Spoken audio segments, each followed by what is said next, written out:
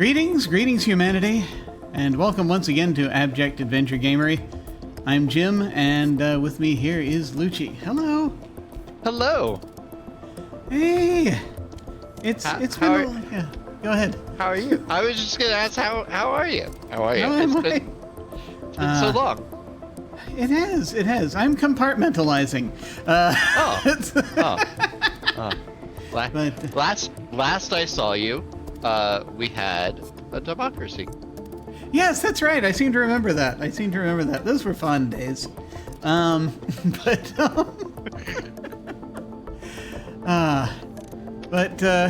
actually did. I did get to do some fun things. Like around last weekend. Last week was kind of a blur of activity. And so I did a little bit of things regarding. I did some things significant to text adventure gaming. Strangely. So those are. I like it. Those are things. And I'll talk a little bit about that. But first, I just wanted to see how goes it? How have your various things been going on, gaming life and what have you? It's fine. The last couple months, I was having to go to physical therapy for my back, and I'm done doing that, and things are much better with that. As such, I was playing VR earlier today, which was problematic before that, so that's good. And then, more Star Wars card game stuff came out, so I'm spending more money. Great, that's wonderful. Yeah. Yes. Although, the best thing with that is in the limited format, the sealed version, I made a deck on Monday that I played against a few people who I consider to be fairly decent players, one of which won the championship just a few weeks ago. Here, and I kicked ass, so and beat everybody. So I was like, all right, that made me happy. Things are happening there. That's good. Yeah. I didn't suck as much. Cool. Yeah. I did just realize, I was just thinking about this, that I need to apologize both to you and to everyone who might be able to hear us. Occasionally you might hear my laundry happening in the background. Things happen when they need to happen, unfortunately. Oh yeah, let me be a professional streamer and silence my phone. Cool. Okay. Yes. Professionalism. Basically, I see what we're doing here as less, especially right now, as less of a professional endeavor and more of a distraction for anyone who happens to need it. Look, I'm a post-professional streamer. That's fair. That's true. That's true. Yeah. That's very true. And you never know. It could happen again. Yeah. One never knows. What have I been doing? So I had a campaign end. That I've been running here on this channel. Alas for the Angry Void, the sort of gothic sci-fi campaign. And so it all finished. There was a lot of dashing about trying to keep bad guys from summoning terrible things into the universe. And they managed it. And so now I get that brain space back. I don't know how soon I will get it back. I am assured it's coming. It's just, apparently the tracking number isn't providing me with anything as to its location. So it's... Yep. Seems to be... That all sounds familiar. Just drifting about a bit. We'll see how things go. So I'm still even adjusting from that. And that was in October. But A couple of things also, though, that were kind of fun that I think happened last week. Was that last week? I don't know time anymore. But I think it was last week. So for Halloween, it was actually, it was technically the day before Halloween. I did this thing with a few folks where I finally got to run a Parsley game. Yay! I love Parsley games. Yes. For anybody not familiar, it's basically these text adventure games we're doing, except you don't use a computer. You're just sitting there, and you're the computer, and everyone you're there with sort of takes turns at the keyboard, telling you what they're doing. Yeah. I should run one for my gaming group here. It's a thing I found that I end up doing more as a spur of the moment sort of party game type thing, more than anything else. Yeah. Usually, this was first time in a while that I was able to do it sort of planned with folks. And it was I did it, online. I did it via Zoom. I just gathered some folks who just put out some feelers in some of the Discords I was in, just seeing if anyone was interested, and a few folks responded. I had three folks playing, and I got to run the Pumpkin Town scenario, which is basically, to my mind, it's just basically you're an adult and can't trick or treat, therefore play this and it'll be like you're trick or treating, essentially. In that you're controlling a kid who's going around a supernatural neighborhood gathering candy, just getting pieces of candy. So that was a lot of fun.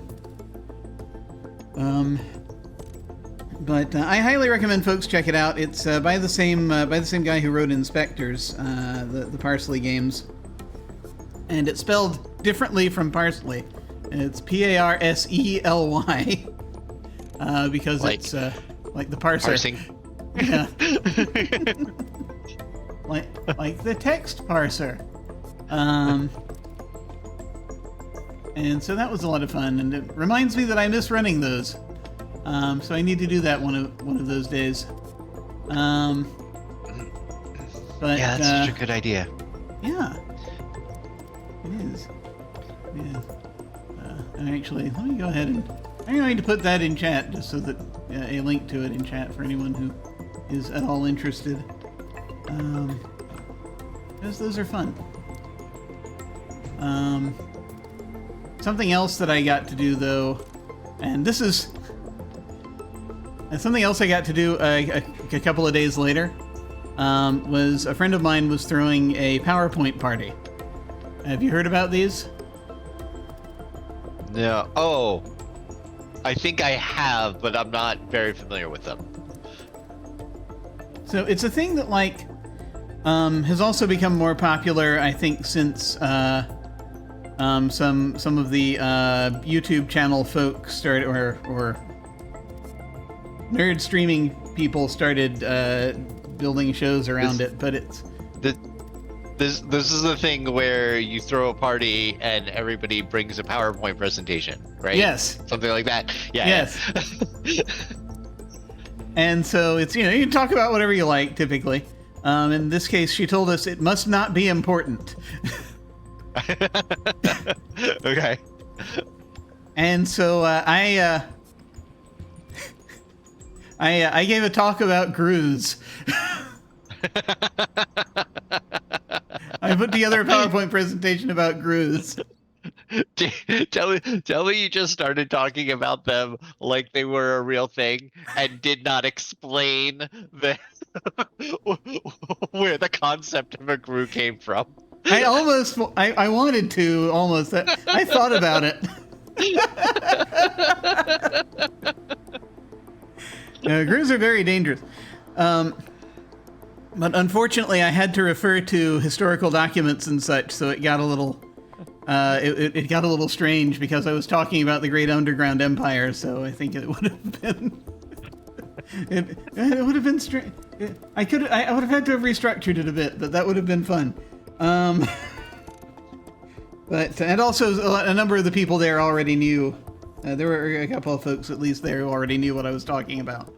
I should have done that. But there's just so much that I put all of the, and you've seen it, all of these GRU rants. I took all of my GRU rants and I put them into a PowerPoint presentation, basically. And I went in and I looked at the Zork wiki and the was it the Zork library online, and Encyclopedia Frobasica and all of that, and I took stuff from that, and I talked about the history of GRUs, and then I diverged into the history of Frobasco because that plays into it as well, and I just created this whole thread about just the history of GRUs through the Infocom games, but then the fact that Frobasco is basically the conclusion I came to was basically that Frobasco is created the problem because their family were the ones that came over to the Eastlands and decided to just dig downward to where all the GRUs were, and so they create products that are both in support of and against GRUs. So it's just the classic kind of create a problem and then sell you the solution thing, and so basically the enemy was capitalism. That was the real problem. True words. So that was a lot of fun.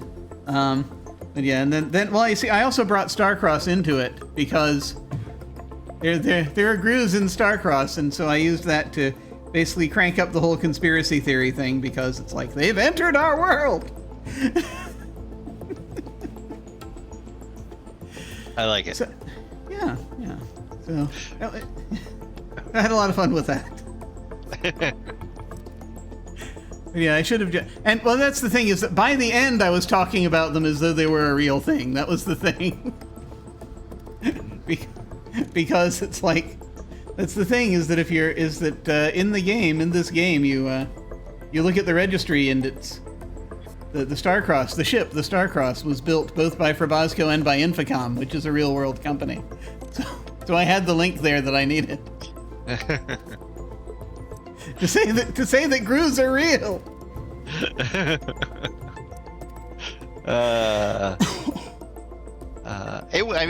It wouldn't be so bad to be eaten in the dark at this point.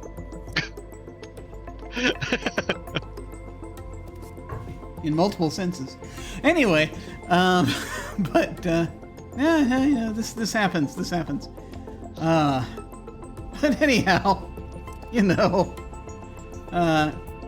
that said, well, we have an opportunity to be devoured by a lurking GRU if we so desire. Shall we get into it? Yeah. Righto. We just about. I was gonna say we just about mapped out the main area, and we just started mapping out the ship or the other level of one of the other levels.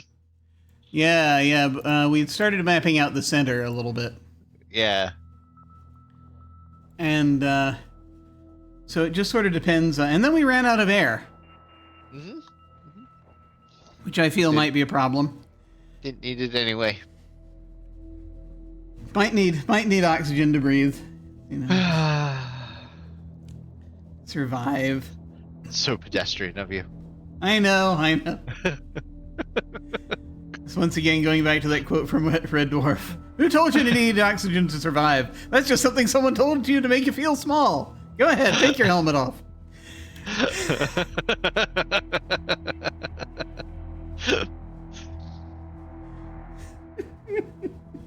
Is that episode?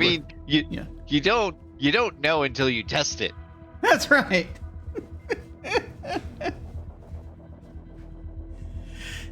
Oh gosh. Okay. But yes. As far as the map goes, I'll kind of show where we are, kind of. So we got I think all the main areas for the most part. As far as the everything that's not the center. And we ended up climbing up to the center from might have been the red area, the red hall. I can't remember. No, I think it was the whatever hall is on the left. Oh, the blue hall? Blue. I think it was in the blue hall. It might be. Oh yeah, you're right. Oh yeah, there it is. Yeah. As it was like it's down to the ship or up into the thing, into the center.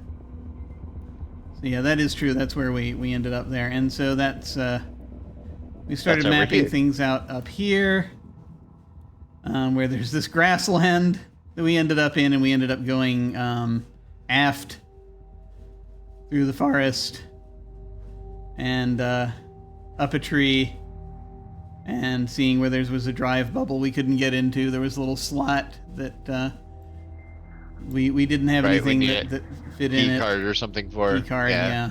And then we died of asphyxiation.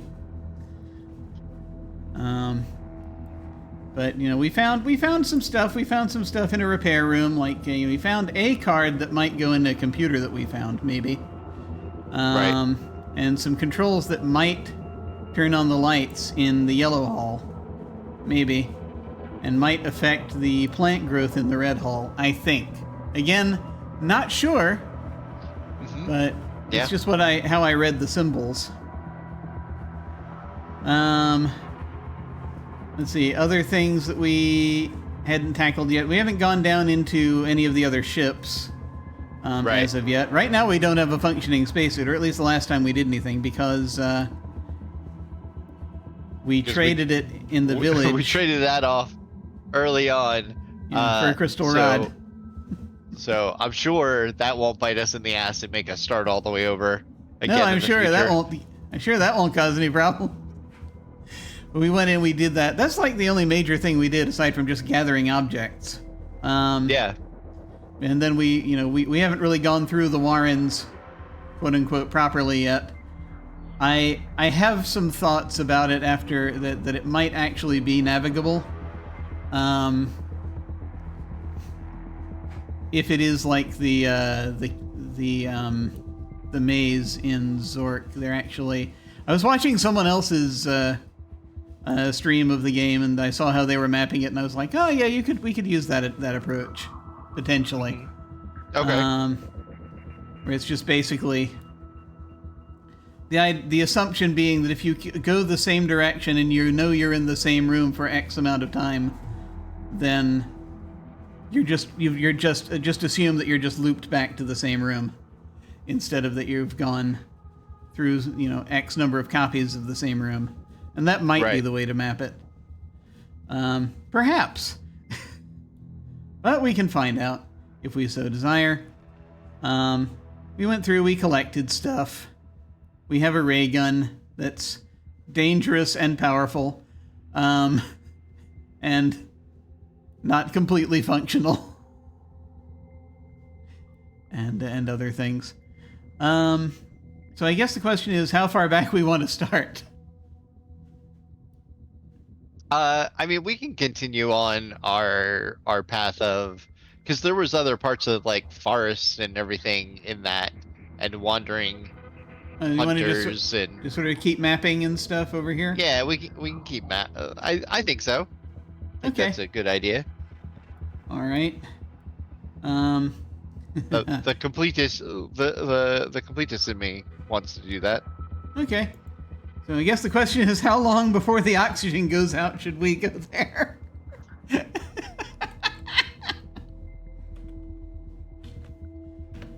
Because I mean, we could restore a fair ways back if we want and just head up there, but it's just a question of how we want to do it, or how far into the timeline we want to be over there. Yeah, I mean, we can start back. I'm trying to remember exactly how, because it wasn't, we didn't lose oxygen We did something to lose the oxygen, right? Well, it was gradual. Actually, we didn't change anything on the ship to lose the oxygen, but we did give away the spacesuit, which there's that may or too. may not be the reason, because we're breathing the atmosphere in the ship. Right. I thought. So Did the oxygen get thinner because we climbed the tree?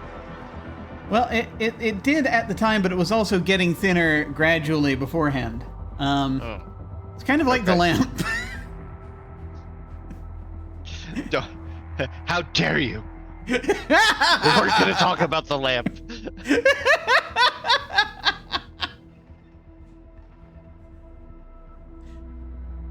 Oh, we had an understanding. We don't talk about the lamp. We don't talk about the lamp.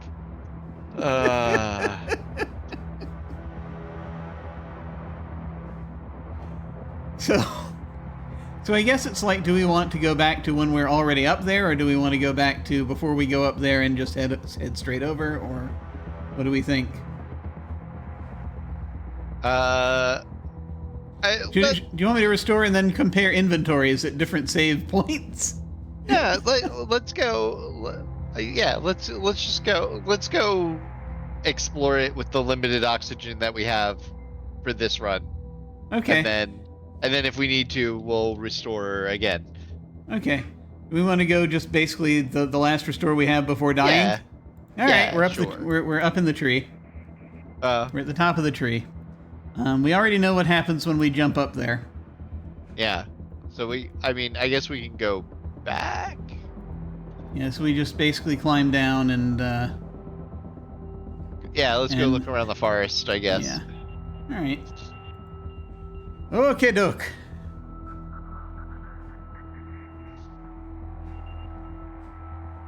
We can do that.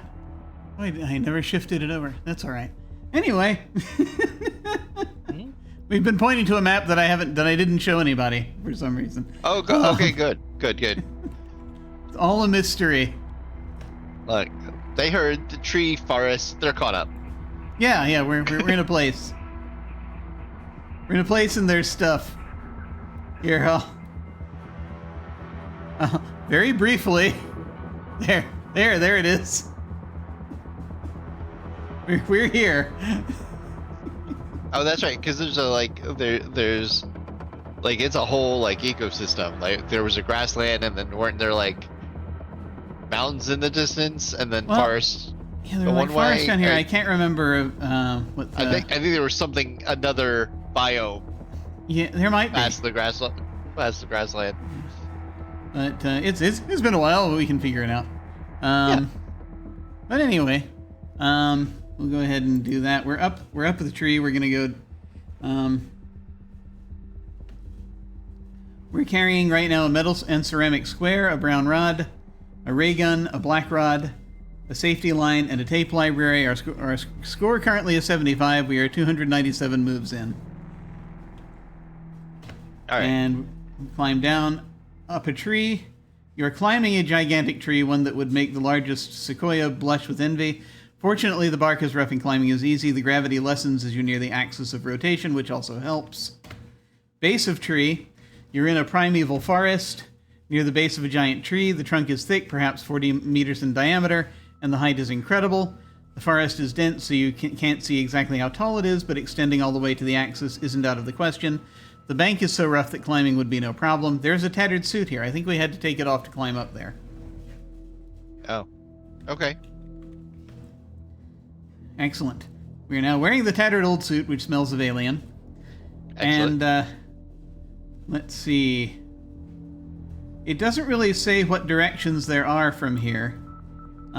We know there's, I'm thinking east, but it's actually, starboard?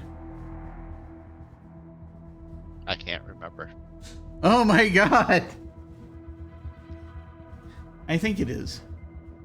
We can figure that out. It's starboard is right. Yeah, I think so. But we can continue trying. Let's see. So if we try to go aft, we've reached the aft end of the cylinder.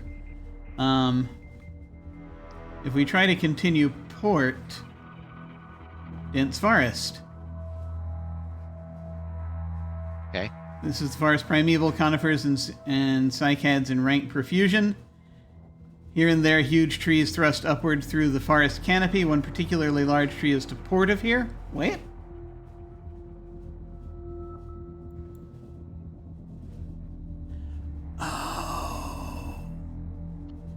I think I know what's happening. Yeah. We're on a cylinder. Base of tree, yeah. There are only two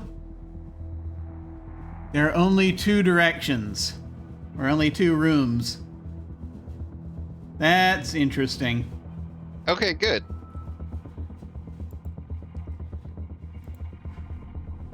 Okay, Can we so go basically links up there.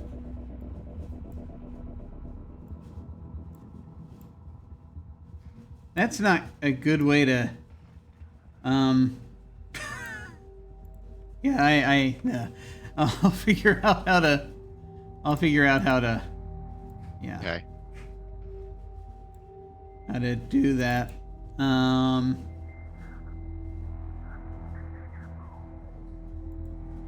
Yeah, we're just gonna turn that into an arrow and Turn that into an arrow. yeah, basically, and that'll Okay. just mean off that way for now. From the base of the port, can we go forward? Oh, from What? Sorry. You gasped for air, but there is none left and slumped to the ground dead. An expression... You have died. An expressionless voice seems to be trying to express outrage, but not successfully. The candidate has not made the necessary repairs in time. This is a disaster. All are now dead, and repairs are not possible. They would not approve. This area will be marked, that is certain. Everything fades to black and silence reigns. I think it's, we got past... It's saying our score total is 65. Which makes us a space cadet. And so I think, yeah, getting past 300 moves might be... might be where it happens. I don't know. I'm sorry, were you talking about heading forward from the base of the tree or from the dense forest? From the base of the tree. Yeah, we can try that. Hang on a second. Let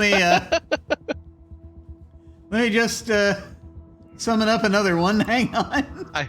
I feel like there should be like a moment of more warning before we suffocate to death. I mean, to be fair, we did restore at a while back. They were talking about the air getting thinner progressively before we restore.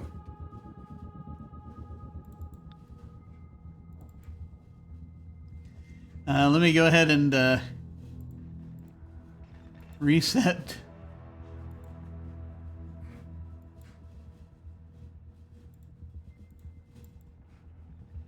Let me reset this. There we go. Okay. Back to what we need to look at. Right, restore. Should we go back to the top of the tree? Maybe a little before that. Okay, grassland is the last one. The next to the last one. So you're standing on the floor of an enormous cylinder, kilometers in length and hundreds of meters across. Above you and all around is revealed a microgeography of trees, grassland, and manufactured structures.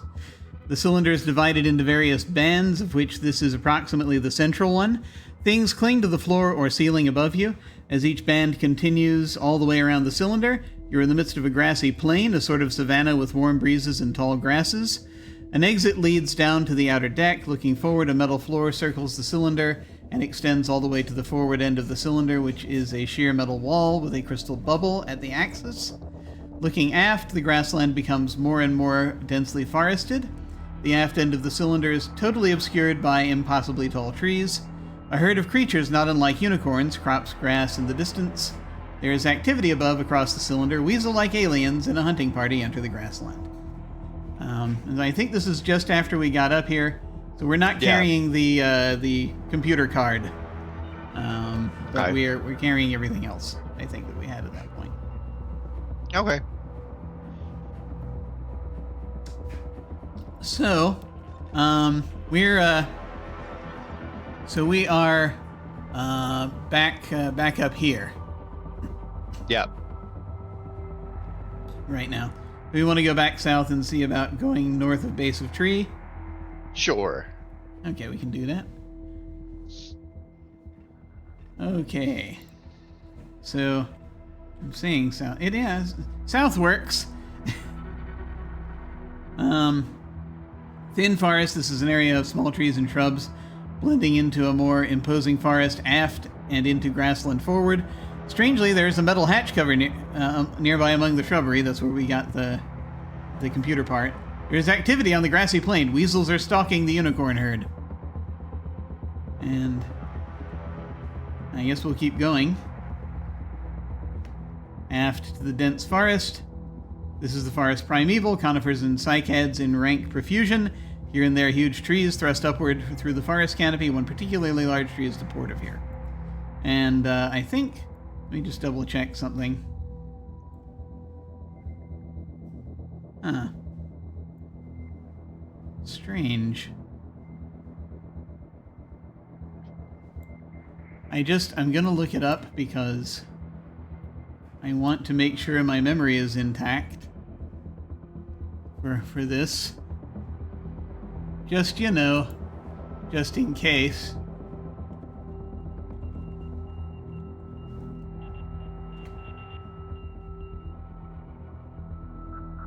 Yeah, port is left, starboard is right. Okay. Yeah. For some reason, my brain... Well, I was looking at the map, and it was like, is that upside down? Yeah. I used to play a lot of Sea of Thieves. That's true. So... and it has just stuck in my mind that port is left. Like, that's... Yeah, that is true. Do you still have... Do you still have those VODs from that up back when you were playing? I think so. On stream? Because I remember. Okay, port. And then 4 from here. Can we? Thin forest. This is an area of small trees and shrubs blending into a more imposing forest aft and into grassland forward. So this sounds very much like the other thin forest, but it could be a different one. So I'll go ahead and make another one here.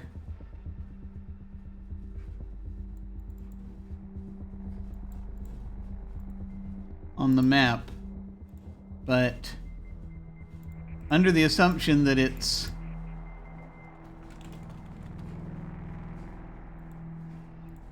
another one, but we'll see. That's fine. And so since we're there, we can go aft and or port or port and starboard and starboard to see if it connects up. Yeah. Alrighty. Let's see. Yeah. It's the only difference between the other one is there's no metal hatch cover. So we'll continue port. Yep. Goes right to the metal hatch cover. There's activity on the grassy plains. Weasels are butchering a unicorn. And port again takes us back to that one. Okay. Okay. So just circles all around. Of the cylinder, we have basically two sides of a cylinder. Yeah. So it's just basically the way I'm going to notate it, as with one-way arrows. When we're heading out, so that we can just sort of see that we're just kind of doing that, basically. And that means it wraps around. Cool, cool. Alright, sounds good. Alrighty. So, where are we going? We're here right now. We're in the Fin Farm. Yeah, so let's go forward again. Gotcha. Go back into the other side of the grasslands. Grassland. A grassy plain circles this band of the cylinder, the vegetation merging into dense forest as you look aft and stopping abruptly at bare metal as you look forward. The plain arches above you, giving an aerial view of the other side and the entry through which you came. Up that way. The forest obscures the aft end of the cylinder. A herd of creatures not unlike unicorns crops grass nearby. There is activity nearby. Weasel-like aliens are departing after a unicorn hunt. We might be in the same room as the unicorns now, possibly. Yeah. Maybe. Or but it's or another they're grassland. Forward, so yeah. So that means that we are at grassland also. Ah.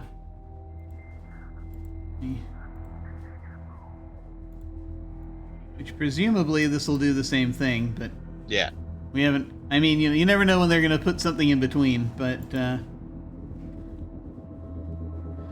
so what do we think? Do we want to keep? Do we want to check the, confirm the port and starboard thing? Yeah. I mean, we can't. We might as well. Well, we're here. Grassland. Yep. That I think is where we entered. Yes, it is. Yeah. Okay. All right. So, do we want to proceed forward from here or from or from the other one? Yeah. Okay. I'm just going to turn these into things just showing. Just signifying things. Okay, so I guess we'll go forward from here. We'll just see what's where. Metal floor. The floor of the cylinder is bare metal here, merging into grassland aft, and eventually running into a sheer wall at the forward end of the artifact. So we have a metal floor.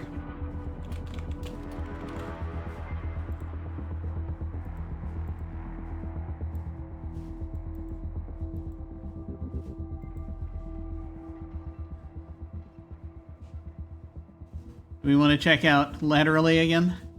Yeah. Okay, heading port.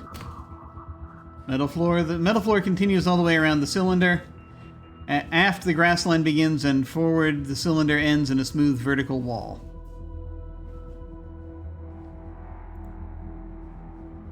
So we have another one of those.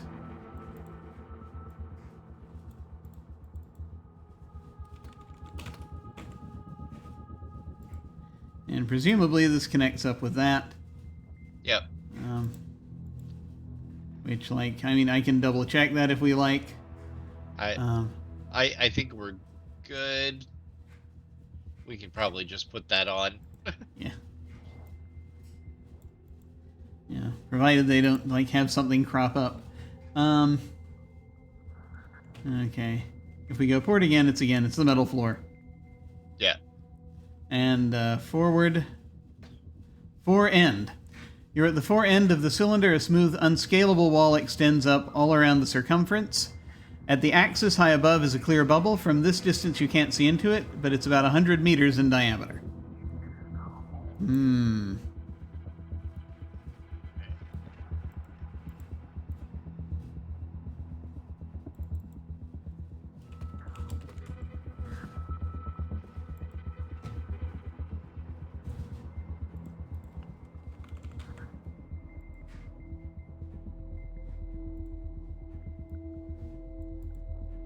Okay.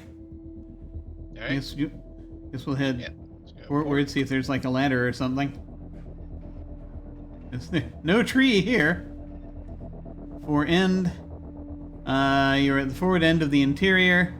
A vertical wall extends up all around the circumference. At the axis high above is crystal bubble. From this distance, you can't discern its contents, but it's about 100 meters in diameter.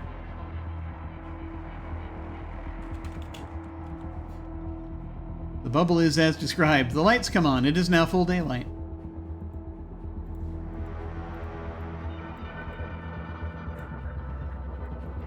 And that probably intersects with that.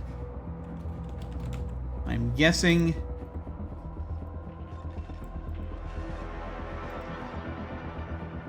Yeah. What'd you think? Okay. All right. So we know that we have to go in, climb the tree, jump across to the bubble without suffocating. Yes.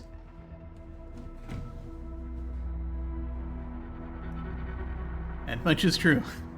Mm-hmm. I think that we probably... So, like, we could... My thought here, in my little brain, is that from this point, we have a couple of options. Mm-hmm. We could up here just finish confirming all of the map directions that we've just put in, just to be sure there are no other little rooms or nooks or anything. But after that, I'm thinking we could restore back, and the next step for us, I think, is either we get the card from that repair room and try to put it in the computer, or we try to navigate the Warren. The only other thing I can think of to do at this point is to go back to when we had our own spacesuit and check out the blue ship. Oh, that's right. We can't even enter the blue ship, right? Yeah. There's no right, because we have to go outside. Yeah. And I mean, we might not be able to do anything there anyway because we don't have the matching rod for it, but, you know. Yeah. Who knows? Yeah. No, I would say let's finish, like, confirm the mapping here real quick, grab it, and do the computer. Okay, cool. Yeah. So let's see. We're at the fore end here. So continuing port should put us at the other fore end. Which, there we go. Okay. So that's correct.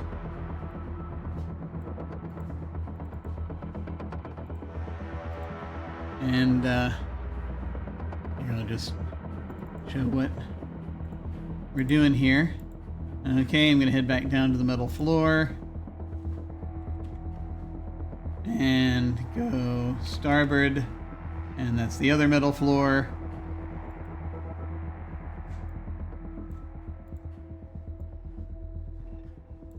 And I'm going to go aft from here. And that puts us on the grasslands near the unicorns.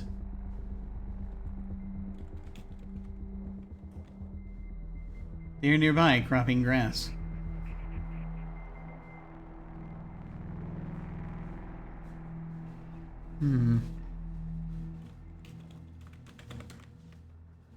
The creatures move off as you approach, so you can't get very close to them.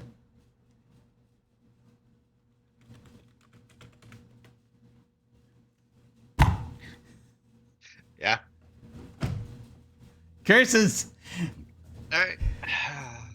Oh, well. Okay, well, that's that one. I'm going to go ahead and put us right back where we were when we entered, just so that we can have a slightly more oxygen. And then we can go down and get the card and see if it fits in the computer. Yeah. Righto. Okay, so aft from here. Open hatch. I wonder if we're supposed to stop the weasels from hunting the unicorns, or if that's just set dressing. I think it's set dressing because, like, even after they finish their hunt, they're still a unicorn. So. Yeah, it's true. So we have the machinery. We're in the repair room. This room is taken up by two large pieces of machinery. The leftmost has a symbol depicting the emission of rays beside a yellow slot. The other machine bears a symbol in 3 parts. The first 2 parts in black are a solid block and a fuel level. The third in red is a series of parallel wavy lines. Beside it are 3 diagrams. Under each one is a red slot. The first diagram shows 4 single dots equally spaced around a 6-dot cluster. The second shows 2 8-dot clusters in close proximity. The third has 3 single dots equally spaced around a 7-dot cluster. The only exit is up some stairs. There's a metal and ceramic square here. Get square. And I guess I'll go ahead and save again, since we're on this new path. Alright.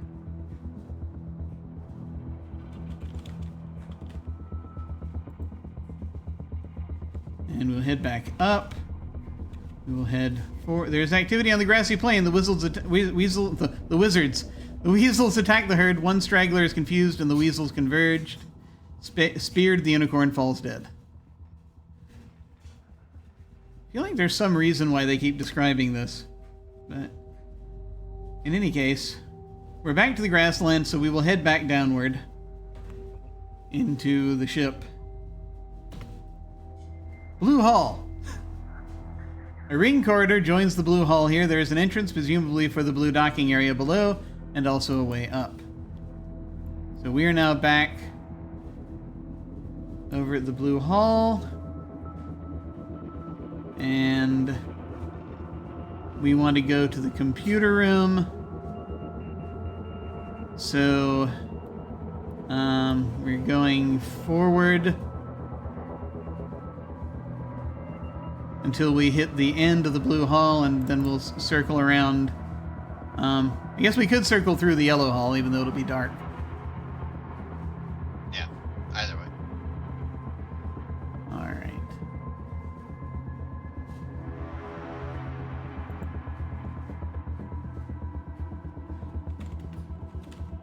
E4, junction of wide 4 aft corridor and a smaller ring corridor. Some dirt on the floor, freshly scattered.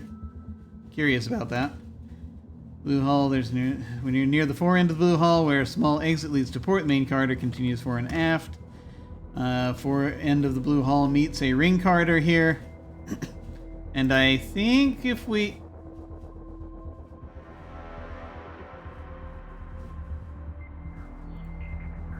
Is it starboard from here? No, that's the red hall. Alright. Red hall ends here. Smaller corridor curves away on both sides. The light is dim and the plants are stunted. Green hall. The green hall ends here at a ring corridor. The planters are well tended. Room on ring 1. The passage leads aft from this point on the ring corridor. Heading aft, we're in the computer room. This is the main computer room. The builders of this ship were obviously still wedded to large mainframes. This one fills the room and is 30 meters high. There's an overlarge switch at about eye level and an access panel below it, which is closed. The power seems to be off. I am saving the game again. Alright. We open the panel. Opening the access panel reveals rack upon rack of metallic cards. There is one slot that has no card in it. Shall we put the square into the slot? Sure. Put square in slot. The card slides snugly into the slot. Yay. Okay. Interesting. Turn switch. Or pull or push switch. I don't know. With the pair of hands. You can't turn the pull switch. Push switch. Pushing the on-off switch does nothing. We have to close the panel first. Activate switch. It's weird because I don't know if it's like a dial switch or like a knife switch.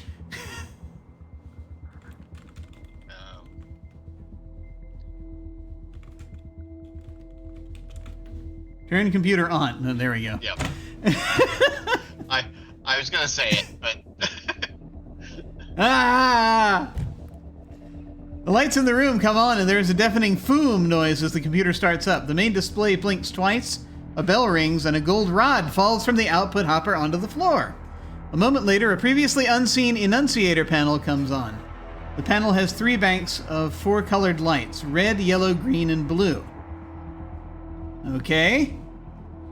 The first is labeled with a symbol of the emission of rays. The lights underneath, the red one is flashing and the yellow one is brightly lit. The second bank is labeled with a stylized docking port, and the third with an airlock. Of these 2 banks, the first yellow one is brightly lit, and the other yellow one is flashing. The panel also contains 6 other lights, each bearing a stylized picture. The first 4, all dark, represent navigation, engine, library, and defenses.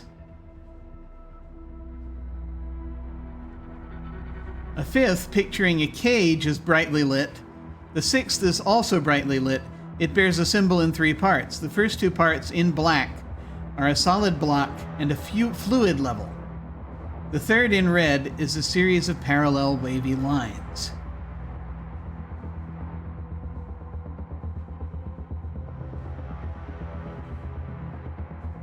That's a lot of stuff. Yeah. But I think, okay, so basic things we can sort out. Red, yellow, green, and blue obviously refer to the 4 sections, right? Right. Emission of rays of lights underneath. The red one is the emission of rays of the lights underneath. The red one is flashing and the yellow one is brightly lit. I think the lights being on indicate there's a problem. I think that's what it means. Okay. I think the emission of rays might just be the lights, because remember it's dim in the red hall. Right. And the yellow one is dark. The second bank is labeled with a stylized docking port, and the third with an airlock. Okay. These 2 banks, the first yellow one, which is the stylized docking port, so this involves docking ports. Yellow docking port is brightly lit, which means there's something very wrong with it. Maybe it's completely deactivated. And the other yellow one is flashing, which I assume that's the third, the one with the airlock. So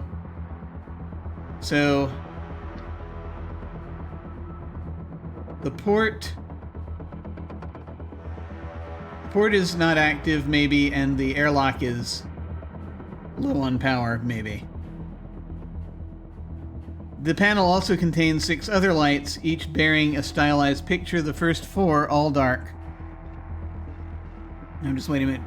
I'm trying to keep track of, the panel. Okay, yeah, the whole panel, okay. 6 other lights.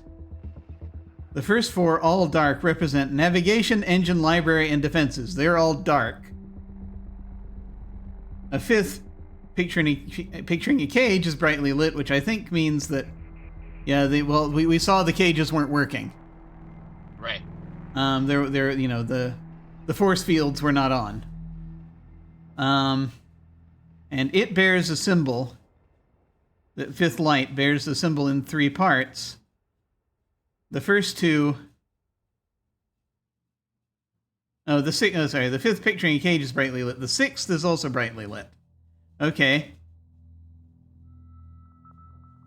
It doesn't say what the 6th light represents. There's no picture that it describes. Oh, it does. Okay, I'm sorry. The 6th has a... Yeah. So the picture... Okay, picture on the 5th is a cage. The picture... I'm sorry, I have to talk this out for my brain to get it. Yeah. The 6th has a symbol in 3 parts. The first 2 parts, in black, are a solid block and a fluid level, and we saw that down in the repair room. The third, in red, is a series of parallel wavy lines. Okay. So that bit is also not working. Now, if I can just look back at the in the description of the repair room, just so that I've got it in front of me here.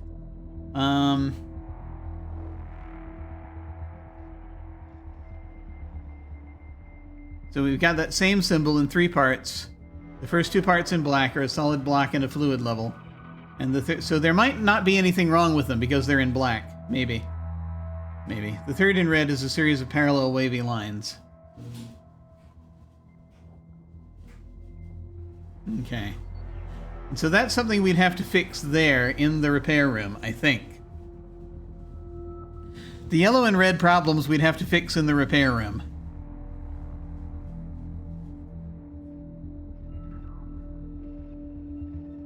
Okay. What do you think? Am I missing something here? I don't think so.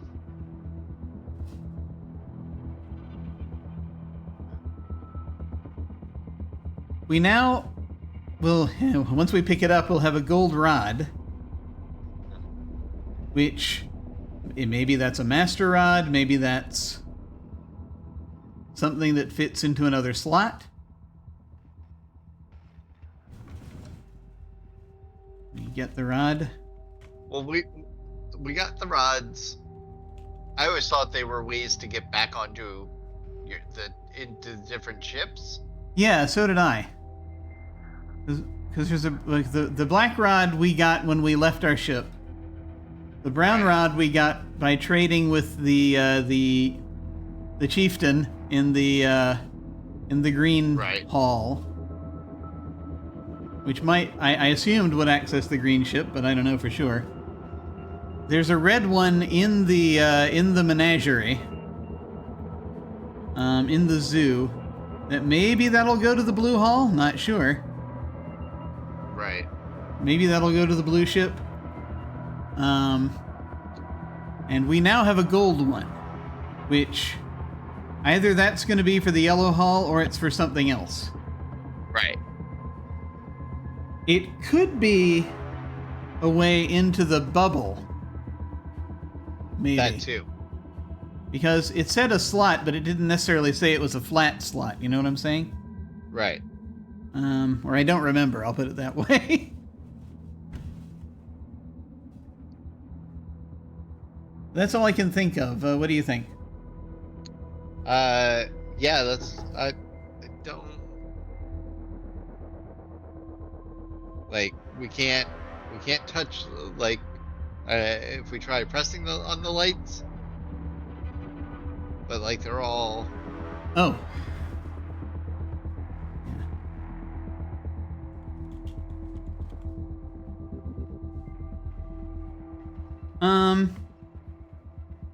Let me just, hang on.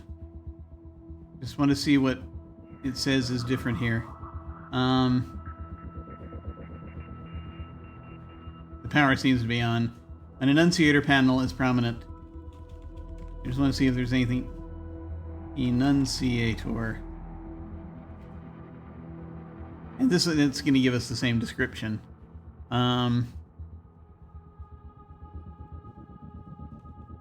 Touch enunciator panel. Fiddling with the enunciator panel does nothing. Touch light.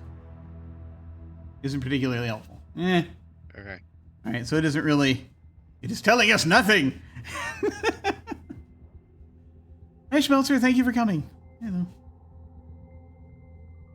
We're trying to figure out what we're doing. But, yeah, so it doesn't seem to let you do any... I think the computer might just be entirely diagnostic, I'm not sure. Right. The gold rod might... Well... Oh. You know, when I just said that it might fit into one of the slots, let me see if... Was it in the repair room? Yeah, because in the repair room they don't even specify what shape the slots are. I assumed...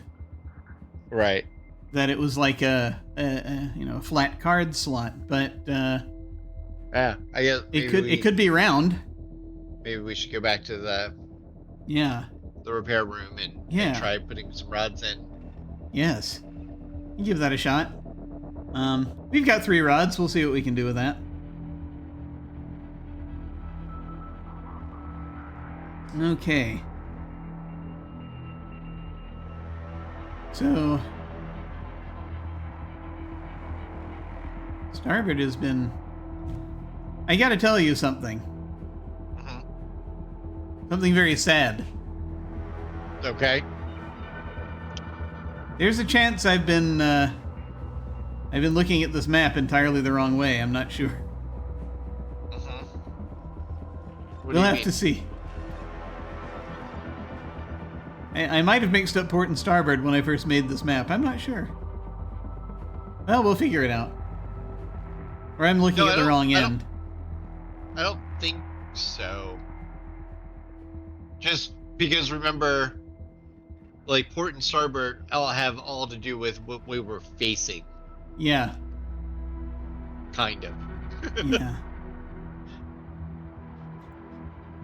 Something along those lines.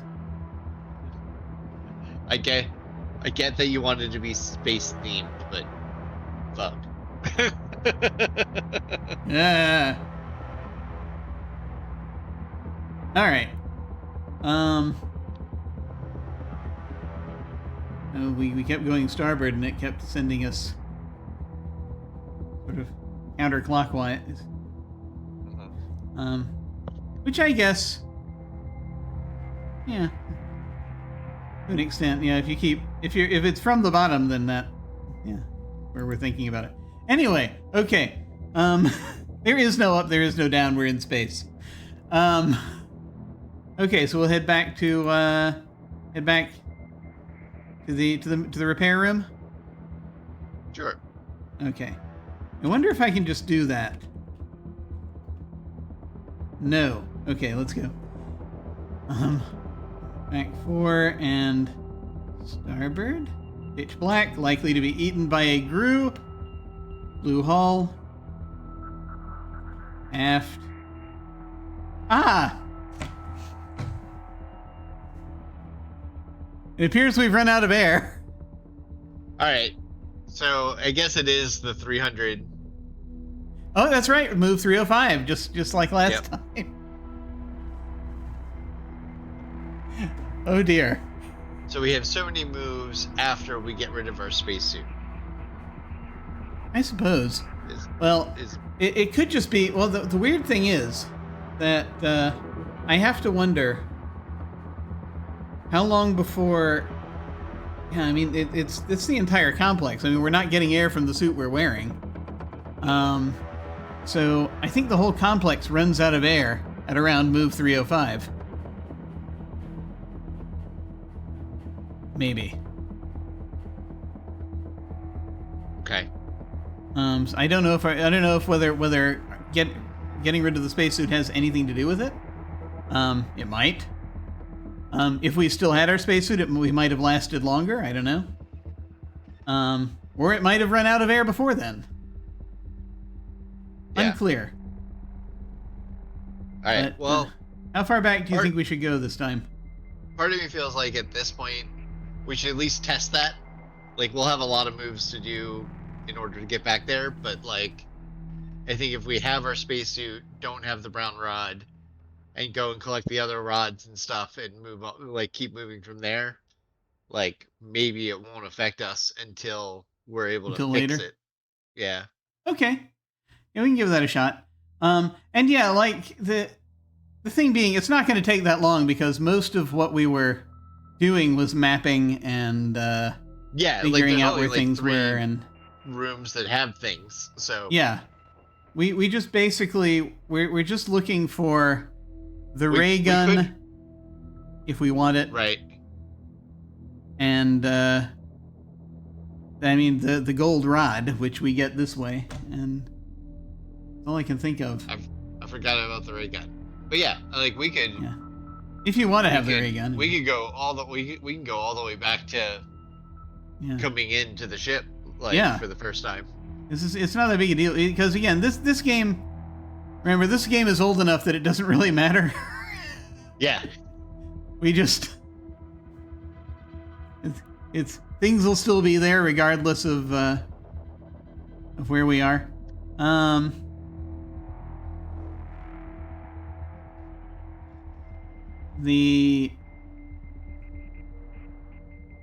Let's see. Yeah, the weapons deck is out of the melted spot in the blue hall. If we want to get the ray gun, so that's not a big deal. Okay. Well, let us get this back then. Yeah, well, because we need the ray gun to get the rod out of the zoo, right? Well, actually, no, that didn't solve the problem. Oh, that's right. It just destroyed stuff. We don't know how to get things out of the zoo yet. Okay. We haven't figured it out yet. We tried the ray gun, and I think we tried the tape library, but neither of those worked.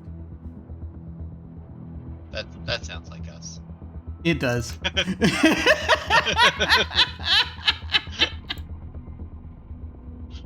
Yep. That's what it sounds like. Okay, there we go.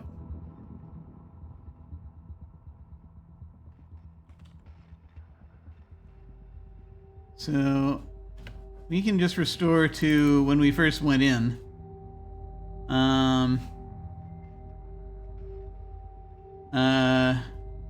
Red airlock.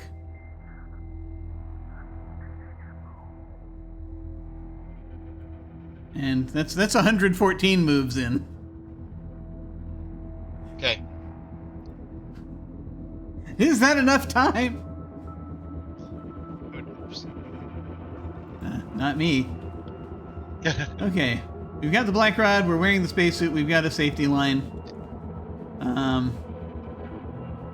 The inner door is open and the outer door is closed in Red Hall. Okay.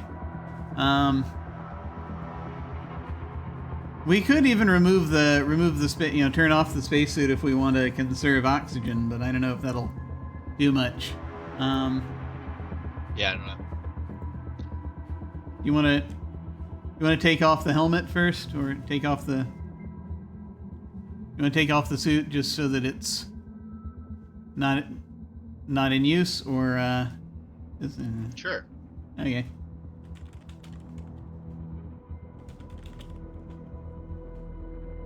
The air here is quite breathable and slightly sweet, it says. Interesting, doing that in the Red Hall. Okay. So, it's a wide room with corridors leading in 4 directions and a ladder down to the airlock. The lighting is poor as though the lights are worn out. Halfway up the walls are planters full of wilted plants. This area is also malfunctioning, but we'll figure it out. So from here, we just go, Port. I don't trust my directions anymore. Yep, to the blue hall. Yep. It was relative to the red hall.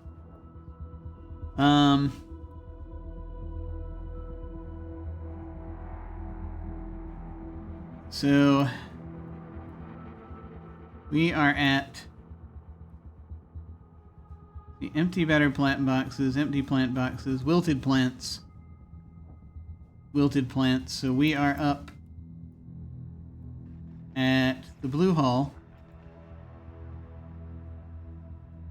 There is an entrance presumably for the blue docking area below and also a way up. Ah! Should we look down there, or will that just lead to the blue airlock? They'll probably just lead to the blue airlock. I mean, it'll lead to the blue airlock, but we have our suit, so we could try. That's true. Yeah, sure. Yeah. We can at least take a look. The blue inner door is done. Open inner door. The blue inner door opens. Down, blue airlock. This is the main airlock of the blue docking port. The inner door leading up to the interior is open, and the outer door leading to down to the surface is closed. Close inner door. The blue inner door closes. Might be a good idea to put the suit back on. I mean, you know. Open outer door. Blue outer door opens. I don't see a place to hook the safety line, but I guess we'll figure that out. I mean, you want to just connect hook safety line, or?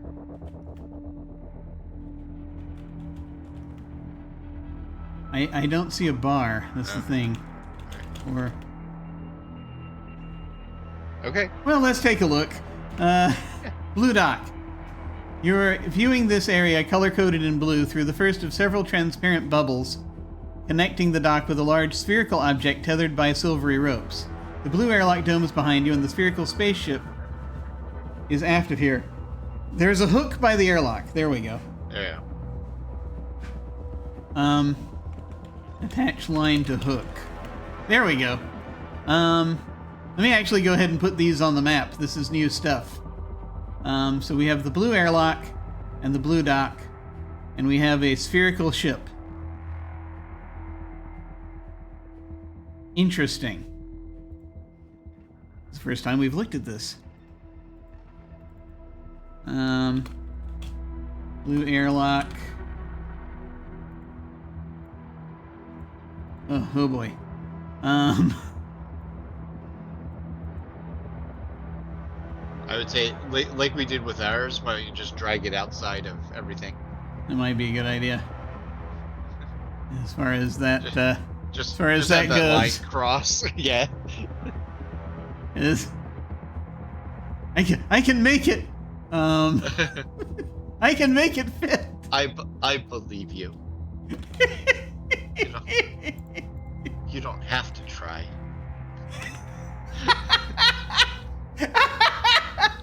Wait a minute. I believe you. The important thing. Give attention to the important words here. Yeah, that's it.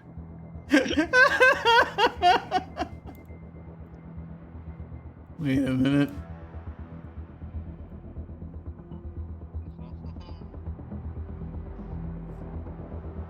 So, let's see. Yeah, hang on. Let me go ahead and... There we go. There. Okay. So we've got the blue airlock down to the blue dock. Look at object. You can't see any. Look at ship. Sphere. Look at ship. The ship looks like a huge crystalline bubble. Go to ship. You should supply a direction. In? No, that's the airlock. Out.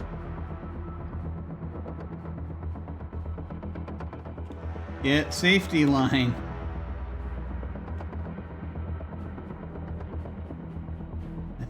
Attack. Attach line to suit. There we go. Alright. I don't know if that's going to help or not. What's the direction to the ship? I guess we just keep going down. Oh, yeah. Okay. Down. The safety line prevents you from leaving. It's only about 5 meters long. You must... Ah! Attach line from hook. Okay, down. Bubbles. This is a series of plastic bubbles connecting the blue airlock with a spherical spaceship docked aft of here. The bubbles are made of a thick material which is nonetheless transparent.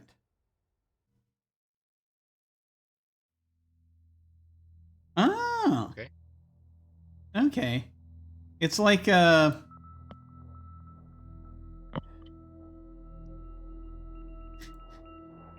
it's oh god, like I'm imagining plastic, like a big sort of tunnel of plastic bubbles. Okay. Down, or look at bubbles. I see nothing special about the bubbles. Down, you can't go that way. Enter ship. You hit your head against the ship as you attempt this feat. Open ship. You must be very clever. Look at ship. Looks like a huge crystalline bubble. I guess try the fore aft and... Or? Blue dock. Okay. It's where we just Go were. back. Yeah. So aft. Bubbles. And then port. Aft. Spherical ship. Oh. Sorry. Sure. Yeah, that works. Oh. What? No. You're within a... Oh, okay. I'm sorry. There's a friend here. I'm sorry. Let's, Yeah. Yeah, my eyes got pulled to that too. Yeah. Spherical ship. You are within a huge bubble, transparent from this side. The interior is crisscrossed with wire webbing, so that an agile creature could move around using only the wires. Objects are stuck in the wires in various out-of-reach places. The whole impression is of a rather untidy spider web. The connection to the artifact is at the forward end of the sphere. Oh, that's right. The artifact, we went the aft. giant generation ship. Yep. Crouched in the center of the sphere where the wires converged is a creature resembling a giant spider. Content warning, folks, spiders. A closer look reveals that it is not an insect, but rather a multi-legged endoskeletal mammal. Wow. It has huge eyes and impressive grinding teeth. It grips the wires with many tiny fingers and gazes at you with almost hypnotic intensity. The spider watches you with multifaceted eyes. Okay. I'm gonna save the game.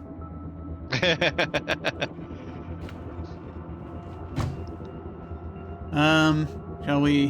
What shall we do? Greet the spider? Yeah. Maybe smiling at it would be a mistake. Don't know. Yeah. I mean, yeah, we can try moving around. Oh, I mean, say, yeah, you can say hello. That's Hello, spider. The spider draws forth an object from a wire clump. He fiddles with it and a voice issues from it. Greetings, creature from Earth. Are you afraid of me? Come closer, I won't harm you. Great! That's just what you want to hear when you meet someone. The spider tells you his name is Girthark Kun Besnap. Or something more or less that. Like yourself, he landed here to explore. He failed to control the artifact before it left his system, and has been stranded here for centuries. He sighs. It's getting a little boring. The other inhabitants of this place are not too stimulating. The computer was some company until it malfunctioned. When we began to approach your system, I got excited, a whole new culture to learn. The end of boredom, for a while at least. I fed your language to my translator from your radio broadcasts, and have eagerly awaited your arrival. He grins broadly, a fairly horrific sight. cool. Yeah, no, that's good. I mean, I guess we can ask him about the computer or repairs. Yeah. I'm just gonna go ahead and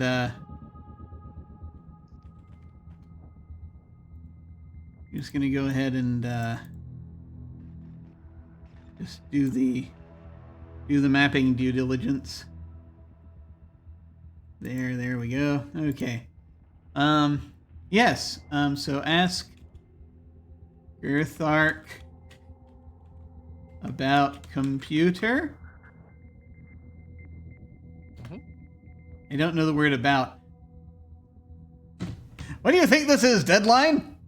Let me check the commands. Involving talking to people.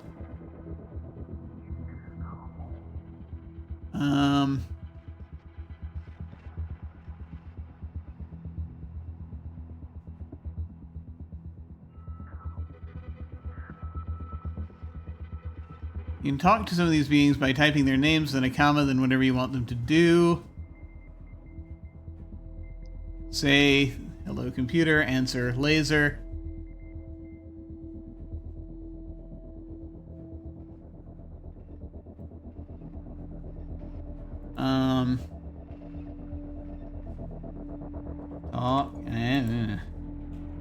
Talk to Girthark. I don't know if it understands It understands Girthark. I think. Yeah. Nothing.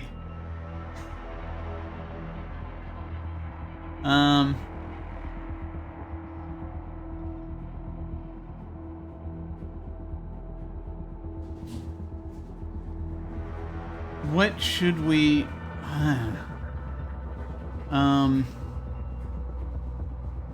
So we can't ask him about anything.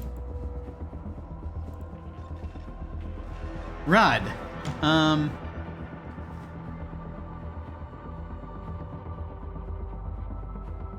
Girthark.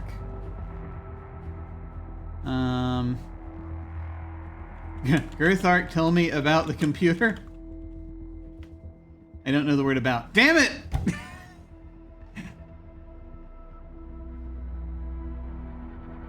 What do you think?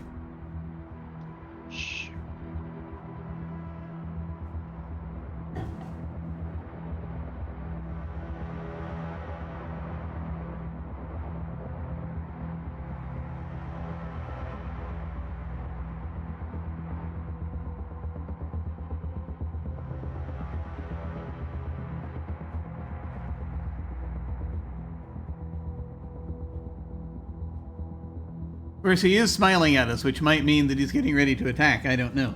But... yeah.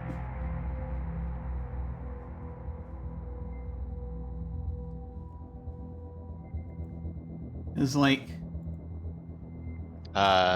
we get... Yeah, I don't know. Is he supposed to follow us, or... Girthark fix computer? That command was incomplete. Why don't you try again? Great.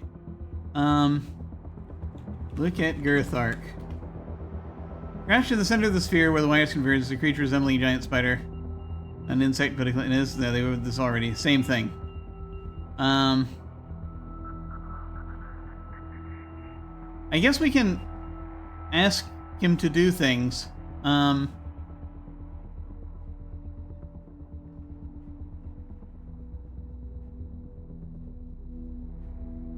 Do Girthark repair suit? Ooh.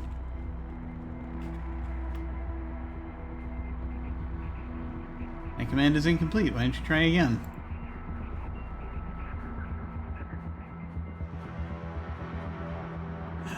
Well, we know he's here. I'm not sure what, I guess we can't have any long philosophical conversations with him.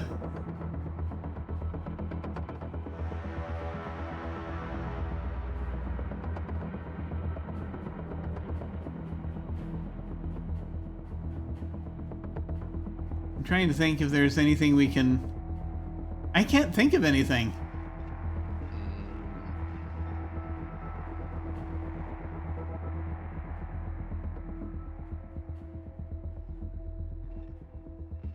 I mean, maybe we can show him things.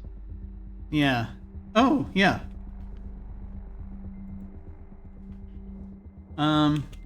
Show tape library to Girthark.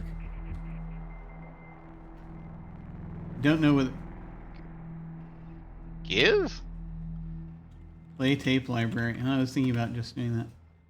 First, you must turn on the tape player. The spider slides along the wires towards you. He asks if you haven't read any good books lately. Turn on tape player. Library comes on. The spider slides along the wires towards you. He asks your views on the Luna City Manifesto. Oh, that's in here. Play library.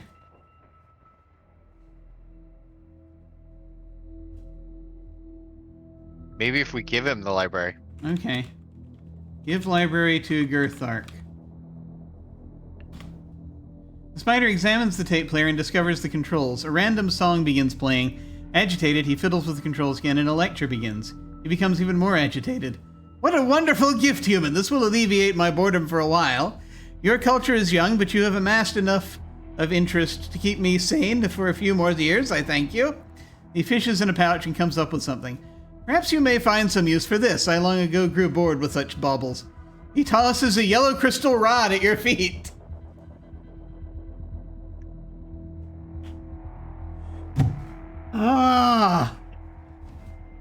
Get Yay! yellow rod. Taken. The spider, oblivious to all else, is fiddling with the tape player. Every so often, he makes a happy little noise. How much do you want to bet that we only had a certain number of moves before he came over and killed us? And ate us? Yeah. Because I'm willing to bet that's what they decided to have him do. Because he kept sidling along the wires towards us. Yeah. All right, my guess is we're done with him. We should probably go, get the cube, restart the computer, and then go back to the repair room and use the yellow rod, because I think my assumption is that will get the lights on or let us do repairs. Yeah, maybe. Because, let's see, there's a yellow rod and a red rod. But then the other two are black and brown. Yeah. Which is weird to me, because you'd think they'd be green and blue. Well, what color is the rod in the nest that we can't get? Red. Red.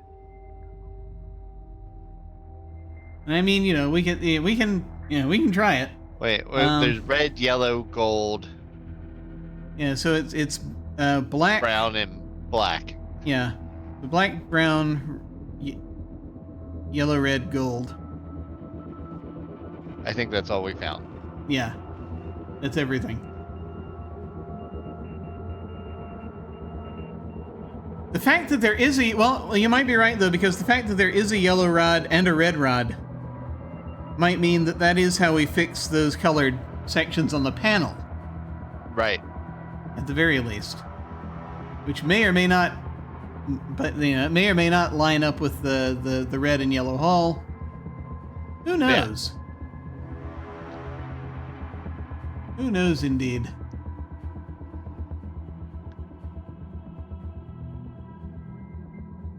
So, anyway, we've got the yellow rod. All right. You know what my instinct here is. No, it's fine. All right. Okay, let's go. Yeah. I'm gonna go ahead and save again. Post spider existence. And, Spider friend? I can't go that way. 4. Back to the bubble. I keep wondering if we even needed to... Well, anyway. I wonder if, like, one of the times we go out, like, maybe, winds come by or something, like, to knock us. Yeah. So, like, we want to be attached for that. Yeah, maybe. Open airlock. In. Blue airlock. Close outer door. The outer door closes and air rushes into the airlock. Remove suit. Open inner door. In. Okay. I'm going to save again just so that I can save those steps. Blue hull. Post spider. And, so now we got about 130 moves. Or so. So let's see. So what do we need? So after making this little sojourn, which I'm glad we did, so we need to get the card back from the... We have to go back into the cylinder and get the cube. Yeah, the card or whatever. And then go into the computer room and put the square in the hole. Yes. We could take a quick sojourn to the weapons deck and get the ray gun if we want. Because that's like just right over here. We can do that. Yeah.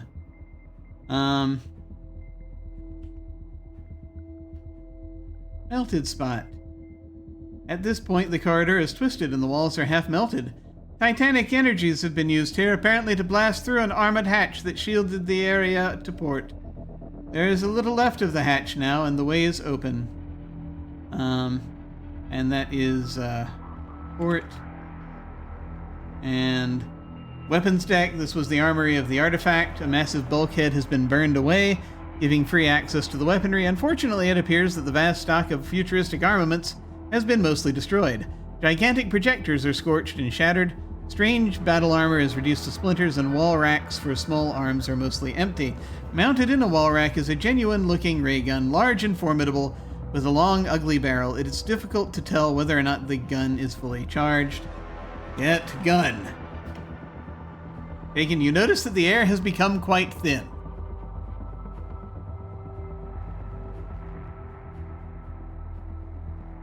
We now have the gun. And we're now heading to... we're going to head down to the repair room to get the square, right? Right. Okay. So... 4... And then up. Up. We're back on the grassland. Going aft. We have the weasel-like aliens and a hunting party entering. Open hatch. Down. We're back in the repair room. Get square.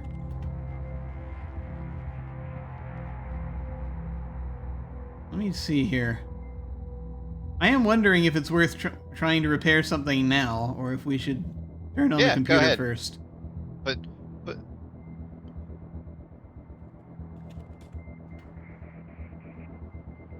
because so,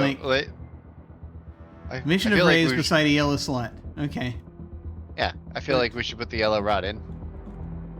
Yellow slot. The yellow rod disappears into the slot.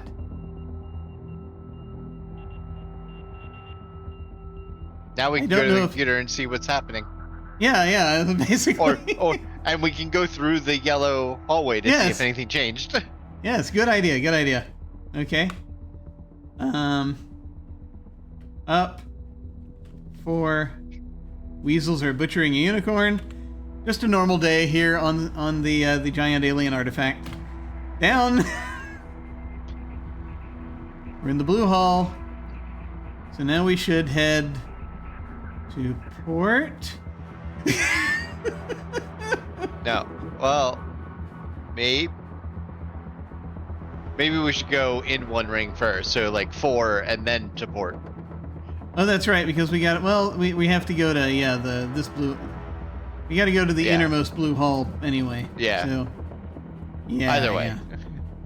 4 blue hall, dirt on the floor.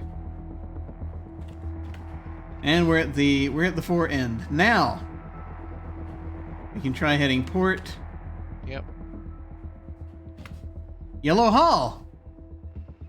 There's light. We are safe from the grooves. This is the 4 end of the yellow hall. The planters hold dry dead plants. The usual ring corridor joins the main hall. The room is lit by an emergency lighting system. Success. Do we want to go explore before we do the computer then? It's a great question, isn't it? Probably. Mm-hmm. I feel like that's what we want to do. Okay. So let me see here. Yeah. That'll be heading aft, right? Yeah. Yeah. Dead plants. Emergency lighting. Yellow hall. Light. Okay. So, heading aft. Yellow hall. A junction between the yellow hall and a brightly lit ring corridor. The planters have been removed. The room is lit by an emergency lighting system, so that, I think, probably connects to this one. Probably. Assuming that I've got... We'll keep going all the way aft to make sure we have the right number of them. Yeah, so it's like, this is 2, 3, 4, 5. Because there are 5 rings, so that would make sense. Okie doke. Aft to 3. Yellow hall. Is kind of where we are here. Greetings, Hawkeye. Hey, how's it going? We're figuring out Starcross. we made the lights come on. It's wonderful. Progress. Progress. This is the intersection between the yellow hull and a large ring carter. The airlock for the yellow dock is down from here. The plant boxes are empty. The room is lit by an emergency lighting system. There's an airlock here. Okay.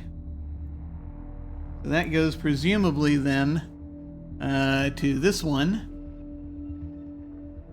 Progress.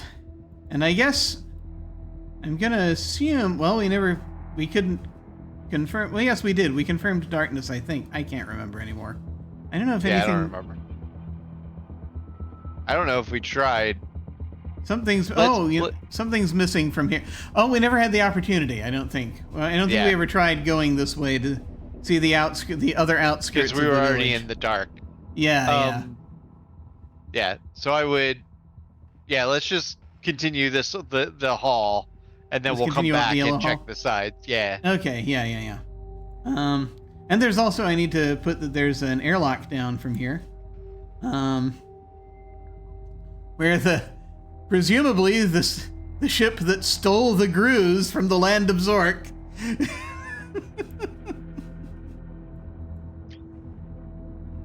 But you don't need to worry about that yet. Can we get the motor running? I think that's next on the agenda. I think the motor's okay. There was enough fluid and such. Maybe. I don't know. It's the directional system that we spoke to a giant spider who told us that the directional system is on the fritz. If I interpreted that conversation correctly. Wasn't afraid of being eaten at all. Nope. No, not at all. Not at all. We just had to give it something to entertain it. That was mostly what it was. But let's see. We are Yellow Hull. Noting that there's an airlock down here. I am curious about what's there, but let's keep going aft. Yeah. Yellow Hull. This should be number 4, I think. 1, 2, 3, 4. Yeah, 4th ring should be. This is a wide hull whose maintenance has been neglected. The planters are untended. A ring corridor leads port and starboard. This room is lit by an emergency lighting system. So that would be up to this next one, which we did confirm. And I'll just make a note. Untended planters. Neglected. Untended planters. Just so I can tell them apart. Mm-hmm. And then further aft to finish this out.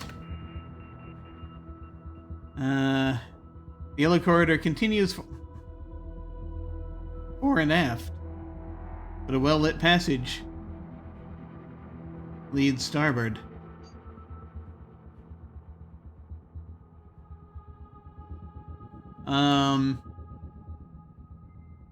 This might be in between, because there's only starboard from here. Okay. This might be an extra yellow hull that's like here.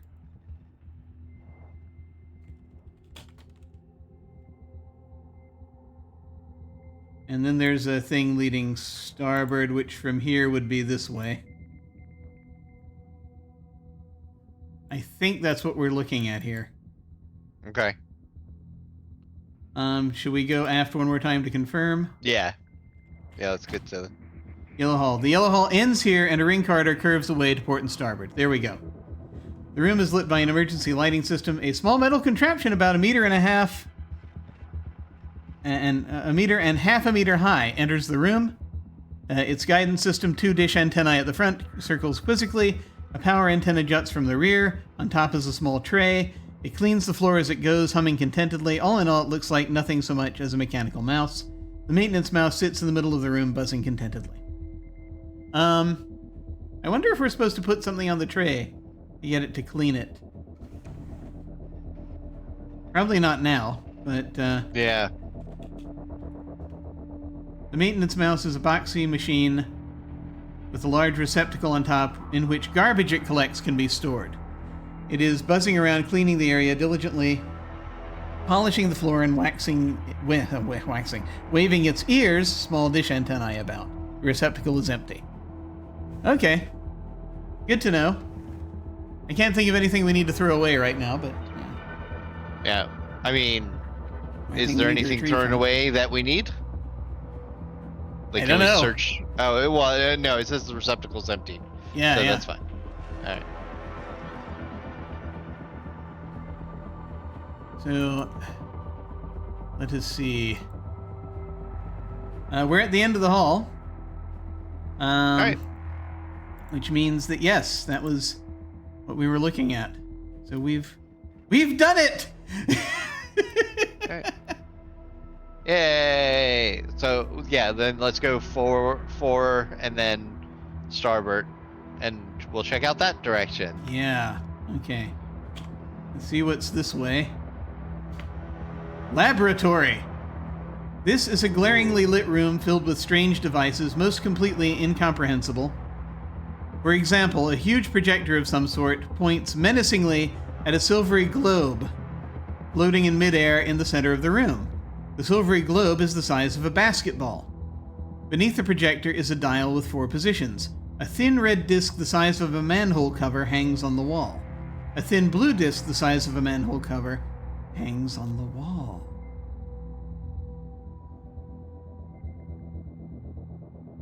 You know what this makes me think of?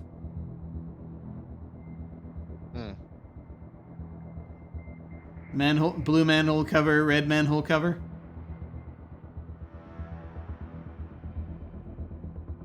What? This makes me think of Portal. Entirely possible they played this game before they made Portal. Yeah. One never knows, that's all I'm saying. That might be a thing. I don't know. I'm just going to note that we have a laboratory here. And here's a projector, a globe, red disc, blue disc.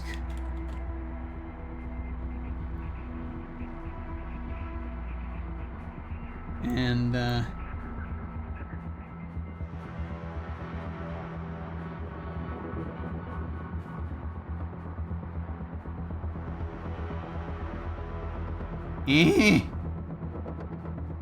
giving me trouble.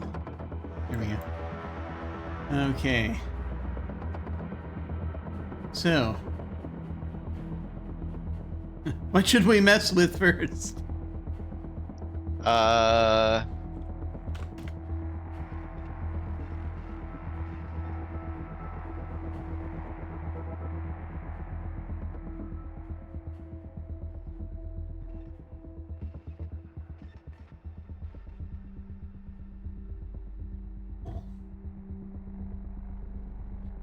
I'm sorry, we've been just sort of sitting here for the last almost 2 hours now. Mm-hmm.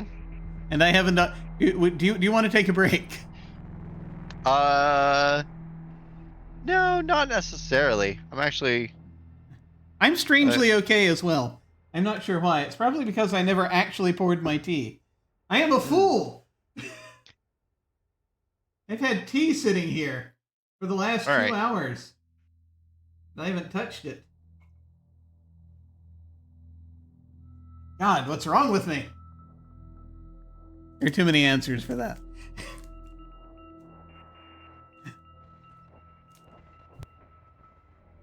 Okay, so we have a dial with 4 positions. Mm-hmm.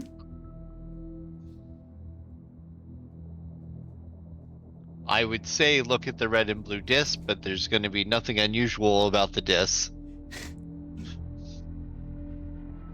I mean, that happens a lot. Uh-huh. I mean, this will be the one time it proves me wrong, but, you know.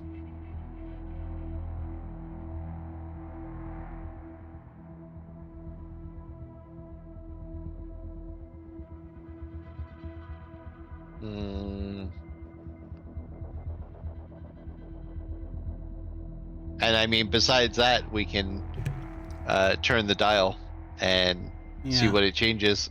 Yeah, we're here. Yeah, so you want to mess with the dial first, or the manholes? Yeah.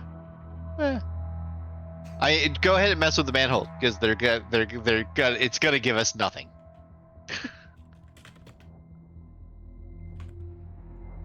Oh, disc.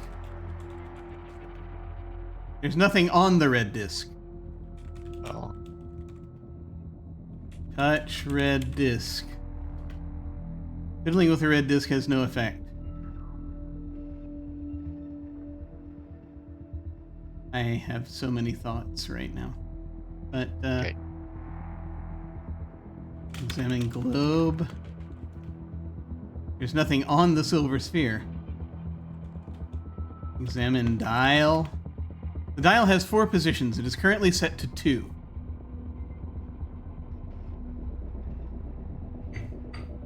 Okay. So what do you... Well, let's set the dial to 1. Turn dial to 1. The globe flickers out for an instant and then reappears shrunken. The silvery globe is the size of an orange. Embedded in the silver globe is a blue crystal rod.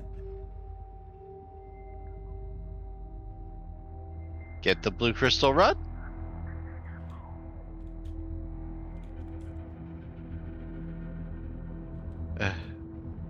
The blue rod is solidly held by the silvery globe.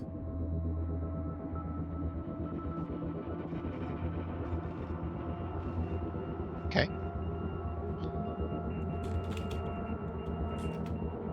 There's nothing special about the blue rod. Of course there isn't. Alright. Yeah, turn it to, I don't know, 3 or 4. Turn dial to 3. The globe flickers out for an instant and then reappears expanded. The silvery globe is the size of a beach ball.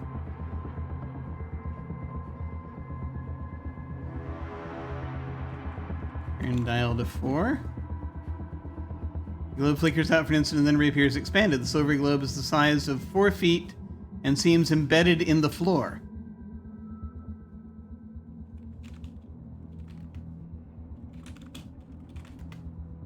The globe feels neither hot nor cold. The globe doesn't move no matter how hard you press.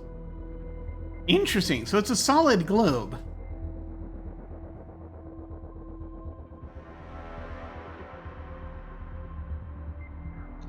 That changes sizes, but when it's smallest, there's a rod in it.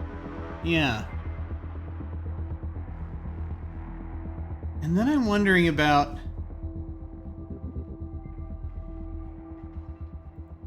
Can we point the projector at the discs?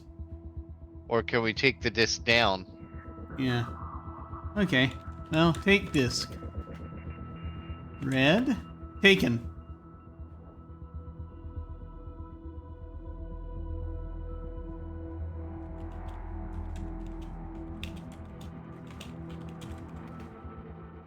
Take projector. Not bloody likely. Okay. Take blue disc. Taken. A maintenance mouse buzzes into the room intent on trash. The mouse is diligently cleaning the floor and looking for garbage. Okay. There's a room with dirt on the floor. I'm wondering if it'll eventually find it, but, yeah, curious.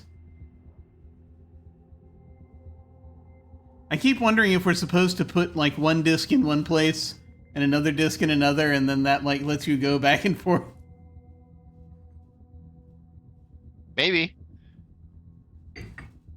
And, you know, someone who played this game then wrote Portal. Wait, we have both discs, so let's turn the dial back to 1.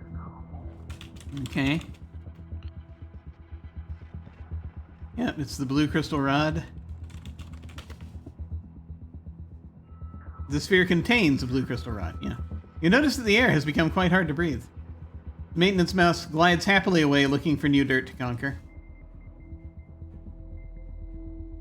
It's fascinating.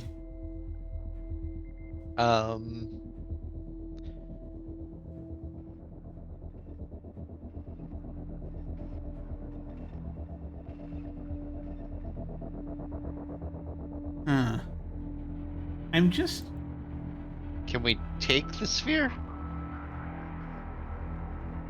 Oh, when it's the size of an orange? maybe. Sorry, give me a second. I just wanted to look Yeah. and see manhole cover. Okay. That implies that the discs are round, but yeah. Mm-hmm. Take sphere. The globe won't budge no matter how hard you try.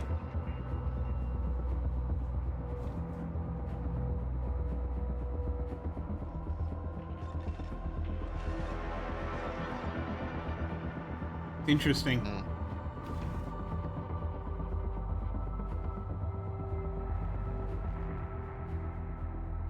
And I think maybe, since we can take these things, we're probably not supposed to use them here necessarily.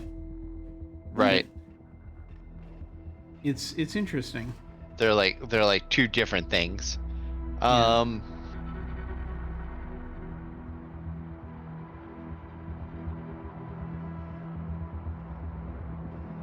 I mean, I think we're supposed to eventually get this blue crystal rod, because it's an adventure game and we must collect them all.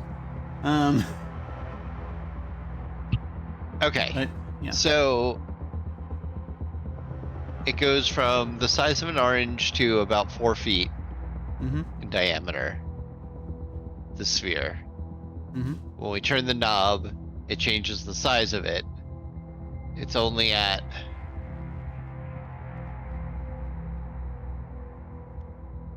So it's orange, basketball, beach ball, 4 feet. Right. When it is orange size, then we have the blue. Then the blue crystal rod is visible. Right. But assuming is it just visible because it's orange size? So like we have to like be in, or I think get the crystal out. Get the crystal out when it's a bigger size. Oh. Because then I it see won't what be you mean. like. Yeah, You'd have to be then it like won't be inside sticking out the of sphere. it. Right.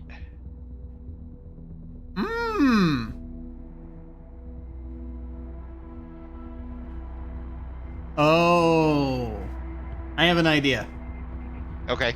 Again, only because of Portal.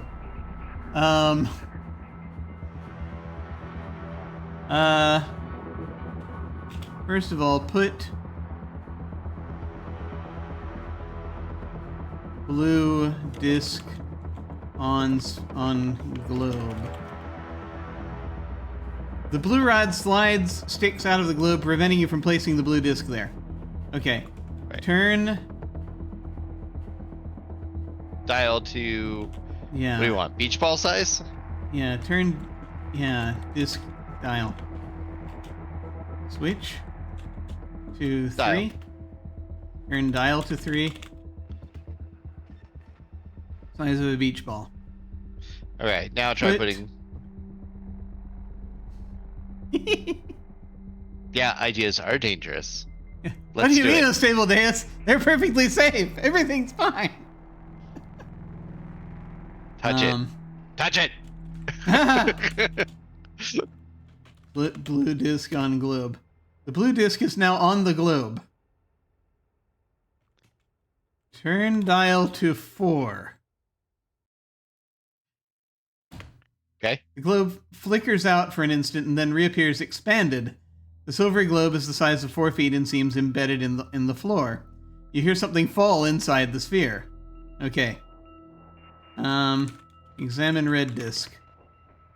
Put red disc on floor. The red disc drops to the ground. There is an almost inaudible click as it comes to rest. Open red disc. Look at red disc. Nothing on the red disc. Enter red disc. Nothing happens. Stand on red disc. Nothing happens. Maybe we have to change the dial to like 3 or 2.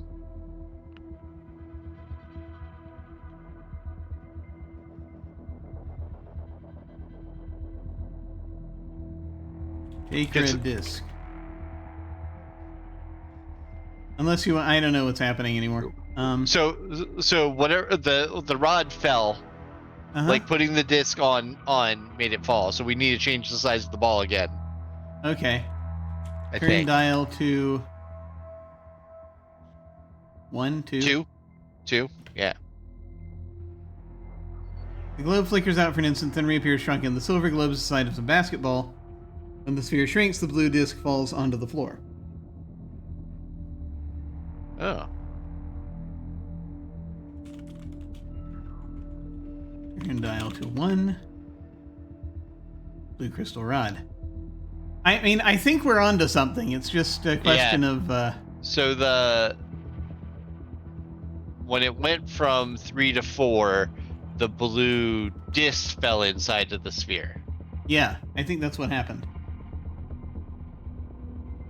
All right. What? Turn dial to 2. Put red disc on globe. Turn dial to 3. Something falls inside the sphere. Turn dial to 4. Here's something continue to fall inside the sphere. Turn dial to 1. Red disc falls on the floor. I'm trying to figure. My thought was that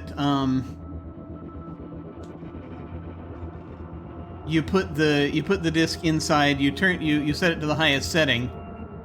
And the red disc is on the floor, right? Yes. Stand on the red disc. Okay. Nothing happens. Turn dial to 4. Turn dial to 4. And it's once again the size of 4 feet. Okay. It seems embedded in the floor. See, that's the thing is, I think that we're supposed to put a disc in there, let it fall to the floor, and then have another disc that we stand on. And that'll transport us inside the globe, where we'll be able to get the rod. That's what I was thinking. Okay. It might be the order of things. Get disc. Turn dial to 2, let's say. Okay, so put red disc on globe. Put blue disc on floor. An almost inaudible click as it comes to rest. Push blue disc. Okay. Turn dial to 4. Hear something fall inside the sphere. Look at blue disc. Get on blue disc. Nothing happens. Turn on blue disc. Stand on blue disc. Touch blue disc. Yell at blue disc. Take blue disc. Put blue disc on sphere. Turn dial to 2.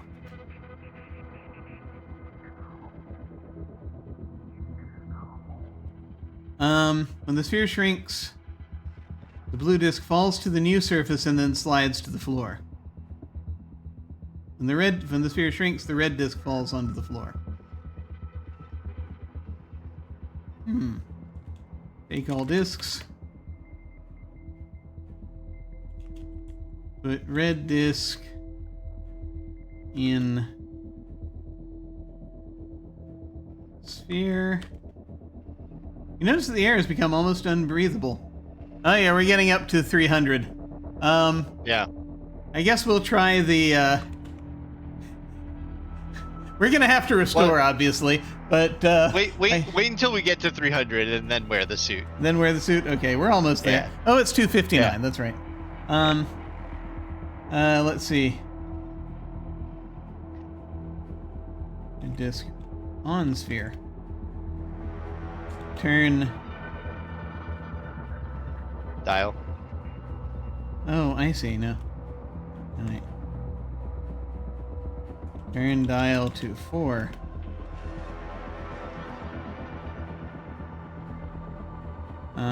Put blue disc on sphere.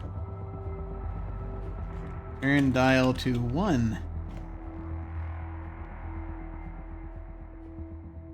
When the sphere shrinks, the blue disc falls to the new surface and then slides to the floor, and the red disc falls onto the floor. I know we're missing something. I just don't know what. Yeah.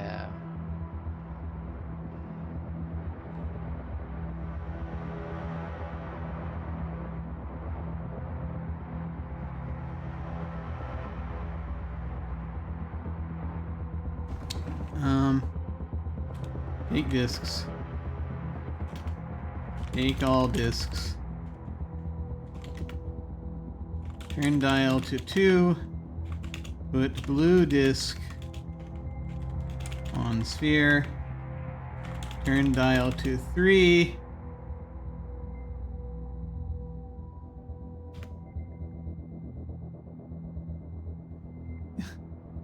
Yes, I realize that we are missing air soon, but you know, there's still plenty of air right now.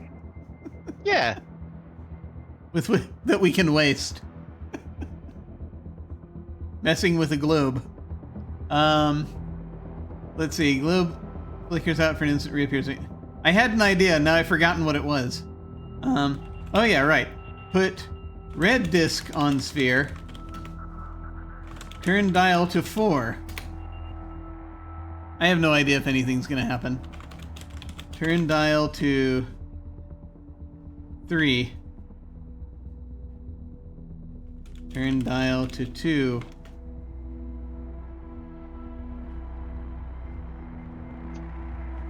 The red disc has fallen onto the floor back when we turned it to 3. Turn dial to 1.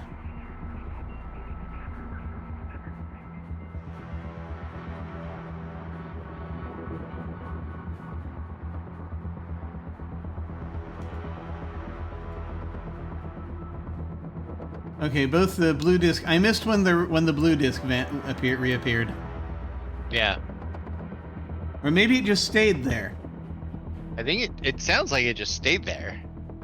Huh, okay. Well, I'm out of ideas. Yeah.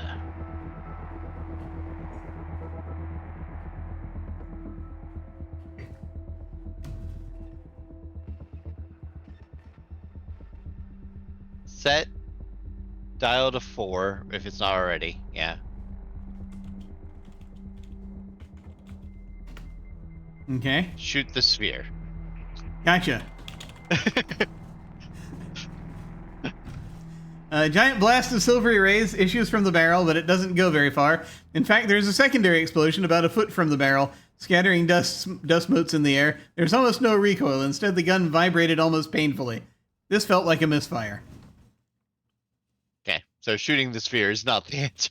Well, or we can try again. Yeah. The blast washes over the globe, which grows brighter and brighter as it overloads. Then, with a sinister shiver, it disappears. A blue rod drops to the floor from the globe's center. Moments later, the projector builds up enough energy to restore the globe, and it reappears. Get the blue rod! Get the blue rod! Pew pew pew! Pew pew pew! Clearly, that was the answer. Finally, shooting something was the answer.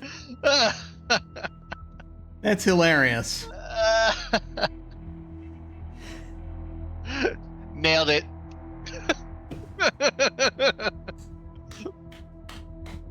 Sooner or later, shooting something was going to work. They wouldn't have given us Chekhov's laser gun. If it was the size of an orange, it would have destroyed it. The rod. So that's like the. And I felt like if it was the size of a basketball, maybe it was like too close to the size of it. I think it had to let the thing drop to the floor. It had to be big enough that. Yeah. Yeah. That was it. That was how. Oh my god, that's so funny. After just trying all these weird things with these discs, it's just shooting it. That's all it took. I'm gonna restore the game so that we have more oxygen. This is Paranoia XP. It kind of is. Yes, we see trouble, we shoot it. Okay. Yeah, so back to move 202. Take all. Red disc, projector, silver sphere, dial, blue disc taken. Okay. Turn dial to 4. Shoot globe. Do that again. Get blue rod. Well, we have the blue rod now. I did it. Yeah, violence is the answer. Not was, is. Yeah. It's always the answer. I choose violence. Violence. There's no time when violence is up. Oh boy. Yep. Fair. It's very fair. So I guess we go ahead and get back to what we were doing. Yeah. That's hilarious. Okay. I think we were. Oh yeah, we were going to confirm to see if the yellow hall leads to more village outskirts. I think. Yeah. And then maybe. Well, we'll see. Okay. All right. Well, done with that room. That was hilarious. Okay. Back to port. I do find that guns solve most puzzles. It's the Gordian knot solution to everything. We're gonna head 4-1. We're in the yellow hall, and we're now gonna head to port to see if that leads to village outskirts. It does. Outskirts of village. This is the fringe of an inhabited area lying to port. The corridor is filled with cultivated plantings, although the farmers have apparently fled before you. Okay. So here we have another outskirts of village.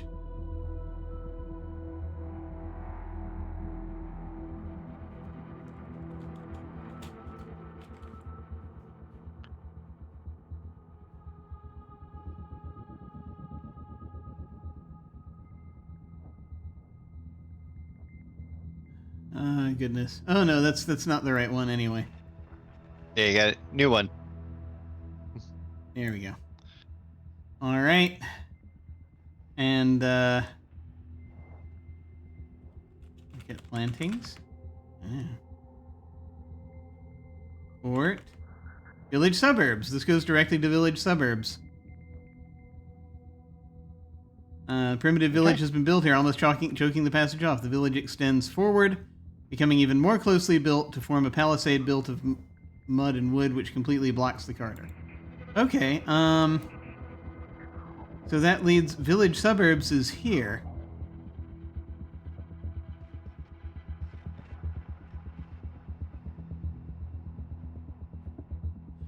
I understand something now.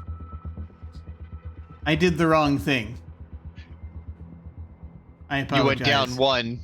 Yeah, I only went down one. Gotcha. All right, so let's just go back and then go down another one, and then we'll see what happens. Yeah. Hang on. And go for one more. And now we will go port. Again, outskirts of village. This is the fringe of a populated area lying to port. The corridor is filled with primitive huts. Is being used for cultivation of grain. It seems that the inhabitants heard you coming and have fled. Okay. So that is... It's still correct. Yeah. But the next one. Port corridor is blocked by wood and a mud palisade. Yep. Right. There it is. Okay. And Hawkeye has very correctly pointed out, just like in Lego video games, if all else fails, break something. Okay, so we've confirmed that goes there. Do we want to look at the yellow ship? Sure. I realize I keep taking us on side quests. Well, I think all we're doing is filling out the map, and then like all we have, like we got a blue rod, so like we'll be able to bring all the rods to repair and put them all in. So we might as well check out the yellow ship area. True. So the airlock for the yellow dock is down from here. We'll head down. Open inner door. The yellow inner door opens. You notice that the air has become quite hard to breathe, which is only natural. Down. Yep. Yellow airlock. This is the main airlock of the yellow docking port. The inner door leading up to the interior is open, and the outer door leading down to the surface is closed. The room is lit by an emergency lighting system. Discarded here is a metal basket with a small pocket. Hang on. We're entering a yellow airlock. You know what that means.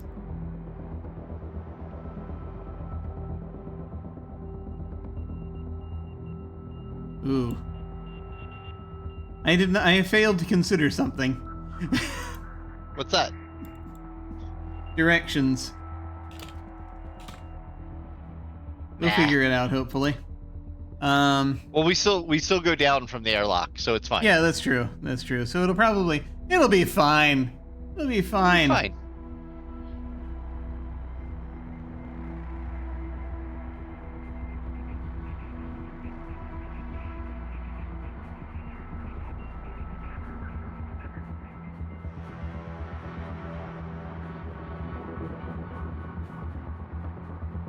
We'll pretend that's how it's supposed to be. Okay. Let's see.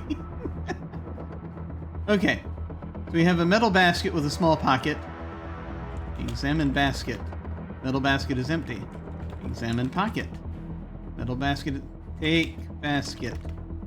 Oh no, the blue disc slips from your arms while taking the metal basket and both tumble to the ground. Inventory management. Curses! I knew we'd hit this point sooner or later. Put rods in basket, then get basket.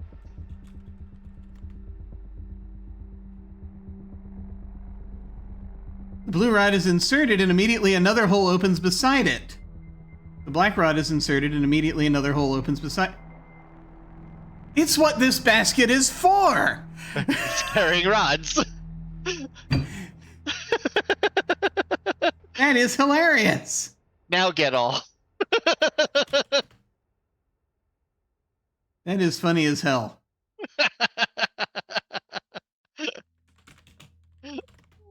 Nailed it. Apparently. I'm so good at this game. Yep. No, that was the point. Wow. Okay. Close inner door. Wear suit. Save. Open outer door.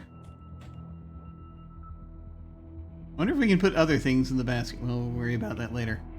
The door appears to be jammed. There may be debris outside blocking it. Perhaps if you pushed again. Oh no. Push outer door. The outer door opens and air rushes out of the airlock. Okay. I'm a little worried about that. The fact that that worked. Mm-hmm. Shall we continue? Yeah. Down. Yellow dock. This dock area is severely scorched and damaged where other docks have rope housings. There was apparently a major explosion here, or possibly a chemically fueled rocket attempted to leave without taking proper precautions. There is a hook beside the airlock. Entangled in debris at the edge of the dock to port is what might be a body. It is out of reach from here. Ooh. Yeah, let's go. So this should be aft. Yes. And we should be able to get to the body. Well, it says to port. Oh, yeah. All right. Whatever. I was thinking, I'm just saying. I'm not listening to your words.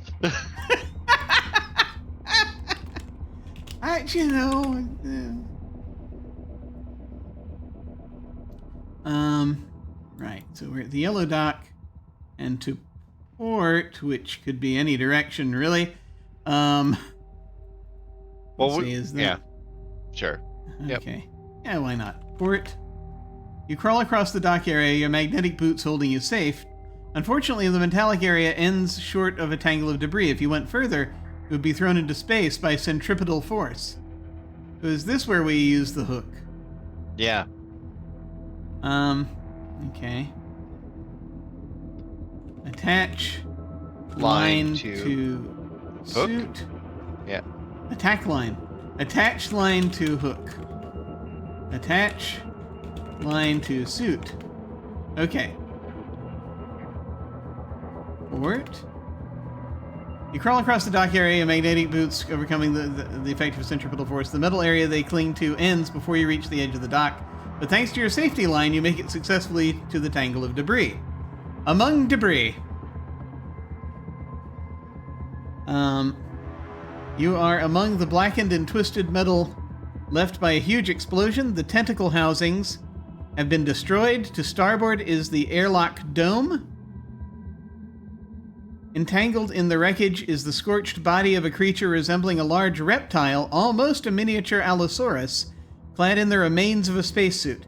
Clenched in the reptile's claw is a pink rod. It's raining rods! Alright, so we get the pink rod. Put the pink rod in the basket. Yes. Or else it gets the hose again. Yeah.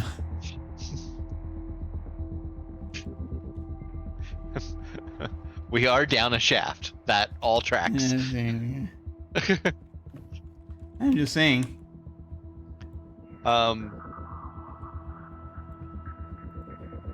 then I would say, in addition to putting the pink rod in the basket, we should see if we can take the suit. Ooh, yeah.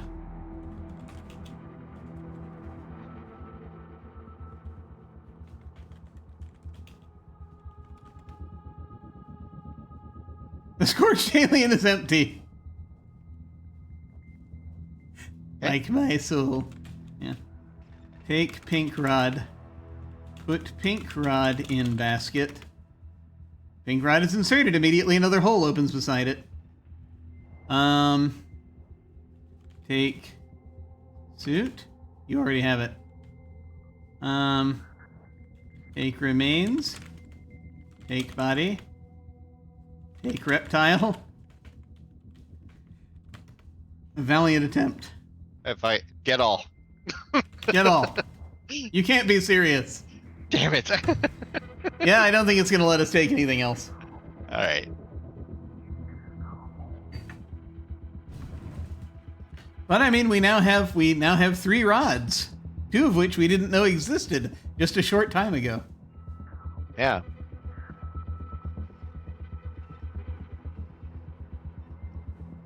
Do we want to do anything else with this dead alien? I guess not. It was foolish enough to bring Grooze to this artifact. Actually, we don't actually know. The grooves were that was the whoever set up the artifact. That was their because they had a whole exhibit dedicated to them. Maybe. Don't know. Yeah. Probably. The grooves still might have caused this, I think. Right. I think. Yeah. Should we have the body sent to the lab? Should we try to summon should we try to summon Sergeant Duffy into space? Right. to look at the body for us. To summon him from Deadline. I realize that's not possible, but it would be hilarious. I mean, I'm guessing that we should go. I mean, maybe we can turn it on the computer. Yeah, and then that'll tell us anything else. Go back and repair. Because we have now. See if we can put more rods in. Yeah, because I mean, I can't remember if there were any black slots, but there might be one. There's a red slot, which is an issue. Because we don't have the red rod, but maybe there's something in all this that we can use with. I mean, we might be able to use rats. The red and blue discs for the rats. I don't know. In some way, yeah. I was trying to think about that. But yeah, we can easily now. Let's do that. All right. So let's go and feign progress. Yes, let's go. Going starboard. I'm gonna go in. Oh, detach. Right. So you're trying what Bean did in Ender's Game? Oh. What did Bean do? That was yeah, that's right. That popped up a little bit ago. I'm unfortunately I'm not familiar with Ender's Game. I know. I am, but I don't remember what Bean did. I was going to say, Rowan Atkinson is in Ender's Game? What? No. Yeah. That's a sentence. Yeah. Unsure. Unclear. We've detached the line from the hook. In the yellow airlock. Close outer door. Air rushes in. Remove suit. The air here is quite hard to breathe. Open inner door. And save. Because I want to. Okay, so from here to the computer. Let's see. We're here. So since we're here, and then we just go up here, and it's not far. We just go forward twice, and then this way, and I think port basically from by this reckoning, and then the computer room. We should be able to do that without too much trouble, methinks. Famous last words. Mm-hmm. So up again to the yellow hall. 4. And 4 again. And then port. Room on ring 1. Passage leads aft. And aft from here is the computer room, which we have described before. Open panel. Put square in slot. Close panel for no reason. Turn on computer. Okay. Let's see if it says anything different. Lights in the room come on, and there's a deafening foom noise as the computer starts up. The main display blinks twice, a bell rings, and a gold rod falls from the output hopper onto the floor, so we'll have that in a moment. A moment later, along with our rod basket, a moment later, a previously unseen enunciator panel comes on. The panel has 3 banks of 4 colored lights, red, yellow, green, and blue. The first is labeled with a symbol of the emission of rays of the lights underneath. The red one is flashing, and the yellow one is brightly lit. Even just using the emergency lights, even after fixing that, that's still happening. The second bank is labeled with a stylized docking port, and the third with an airlock.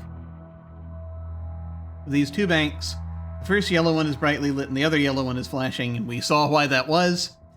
The panel also contains 6 other lights, each bearing a stylized picture. The first 4, all dark, represent navigation, engine, library, and defenses. So those, I think, are okay. Probably. A 5th, picturing a cage, is brightly lit because, again, the zoo is not working. The 6th is flashing rapidly. It bears a symbol in 3 parts. The first 2 parts in black are a solid block and a fluid level. The third, in red, is a series of parallel wavy lines. It's gotta be the air! Yeah. And you notice the air has become almost unbreathable. Why did I only just put together that it's the air? Yep.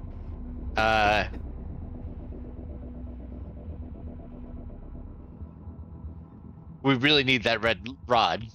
Yeah. We should be able to put on our suit, because it does specifically say that we breathe our suit's air. Yes. When we're in that. So, getting the red rod. We might use the discs. Using the gun does not solve the problem. It just destroys everything, including the rod. Or it just makes them mad at us. But we have things now, so maybe we can just go and try a bunch of item interactions and see what happens. Well, part of me wants to go to the repair room and just see what other things we can fix. Because maybe that'll open up more options. Well, yeah, I mean, the repair room has, I thought it was just the yellow slot and the red slot, but maybe... I don't remember. I can look back. If we want to look back.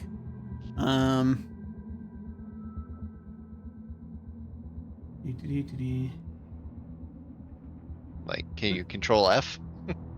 Wouldn't that be great? Repair room, here we go.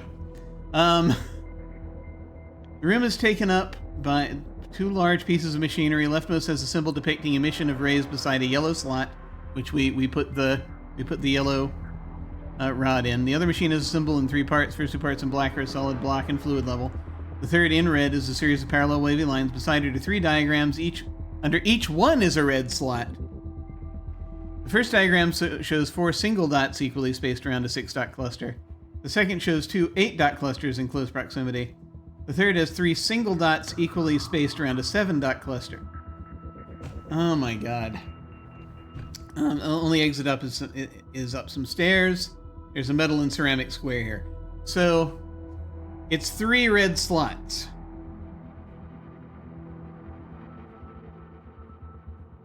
Well, yeah. There's 3 diagrams, 3 red slots. It might be a thing when we have the red rod of what order we do it in, but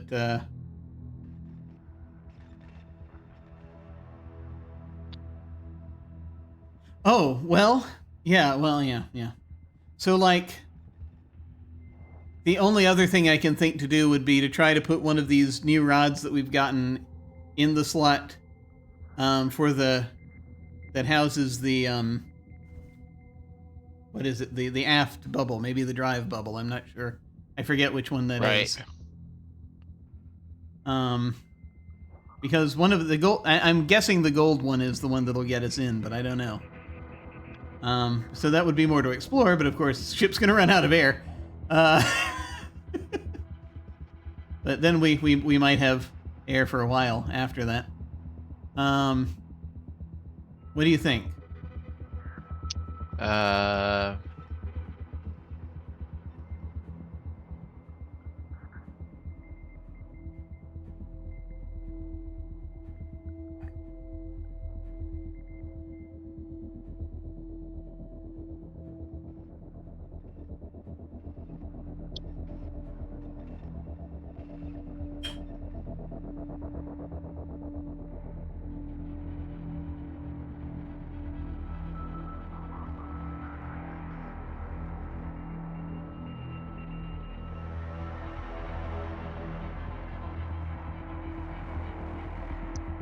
don't know.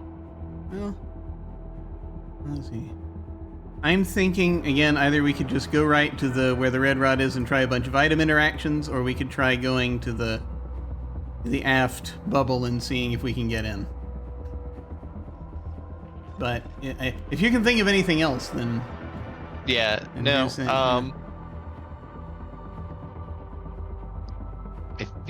I feel like, based off of what we did with the rat things before trying to get the red rod, I feel like maybe the bubble is the way to go. Because, like, I feel like we haven't gotten something that will take care of. We have yet to come across a properly ratty object. Yeah, I think. Could be wrong. Could be the spheres, or the manhole cover-y type things, but yeah. It's absolutely fair. And the only thing I can think is to trade a different rod for the red rod. But yeah, I don't know if they'd accept. I don't know if we can do that. Okay. All right. So you want to try the aft thingy? Sure. The aft bubble? Okay. And we'll go ahead. Well, at least we have plenty of save points if we decide to do other stuff. Okay. Computer heading to bubble. I'm sure that'll make sense in to our future selves. Let's see. Okay, so we just go. We got to get there from the blue hall. So we just again we go forward and then we just go the ring around. Just starboard a couple of times, and then aft until we hit that one. Okay. Righto. So let's see.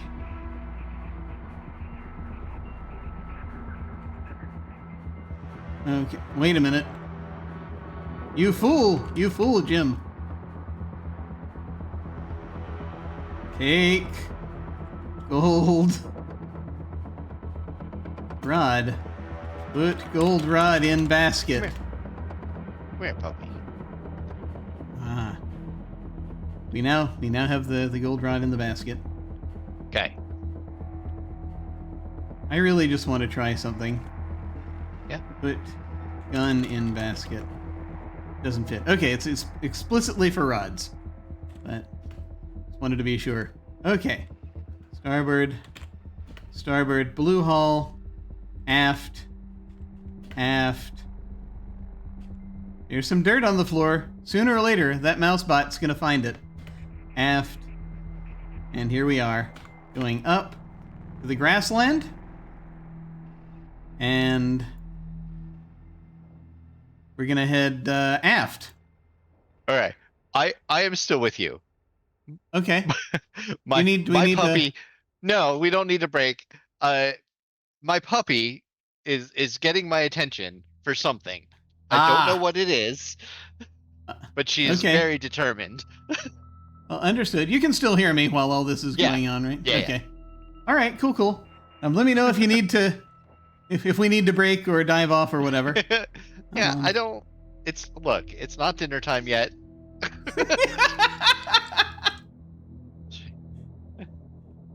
Having trouble with the time change? Are they? Maybe she is. Maybe she feels like it's dinner time. Yeah. Pets don't. Pets don't acknowledge don't do daylight saving time. Yeah.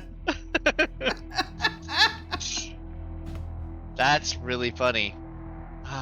You know what? All right, I will give you your pill and a treat, and maybe that'll hold you off for an hour. You never know.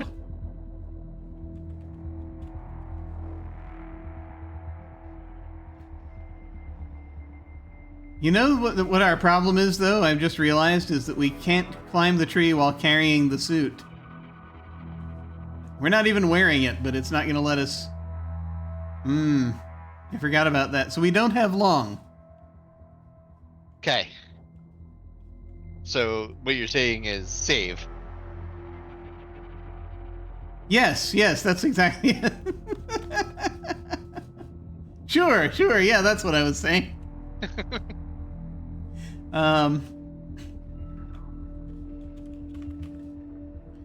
So we're on move 278.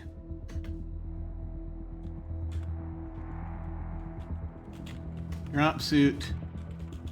Climb tree. Hang on. Up. Top of tree. So, once again, you're at the top of a giant tree just below a huge crystalline bubble full of machinery and controls which lies at the axis of rotation at the aft end of the cylinder. Out of reach above you is a hatch, which leads into the bubble. Beside the hatch is a silver slot. We don't have a silver rod. God damn it.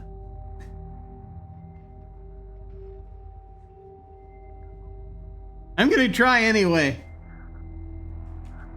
Jump. Drive bubble entrance. It is the drive bubble. Gravity is almost non-existent here, so your jump easily carries you to the hatch of the drive bubble. Drive bubble entrance. You're floating, clinging. Outside the drive bubble, a crystalline half-sphere covering the aft end of the artifact's axis of rotation. Small knobs like handholds lead up the surface of the bubble away from the end of the cylinder. The drive bubble is transparent, and through it you can see the controls for the main engines of the artifact, which must be aft of here. The only way in is a hatch which is closed. Beside the hatch is a silver slot. Put gold rod in slot. I'm gonna try it. Okay. Oh, wow. And a back. Yeah, in a moment, I just noticed that that unstable dais is telling us a story, which I will look at in a moment. I have to get over this hyperfocus first. Put gold rod in slot. The gold rod slides into the slot and disappears. Open hatch. Enter hatch. Lights come on, it's full daylight. Take gold rod. Oh dear, you can't see any gold rod here. Well.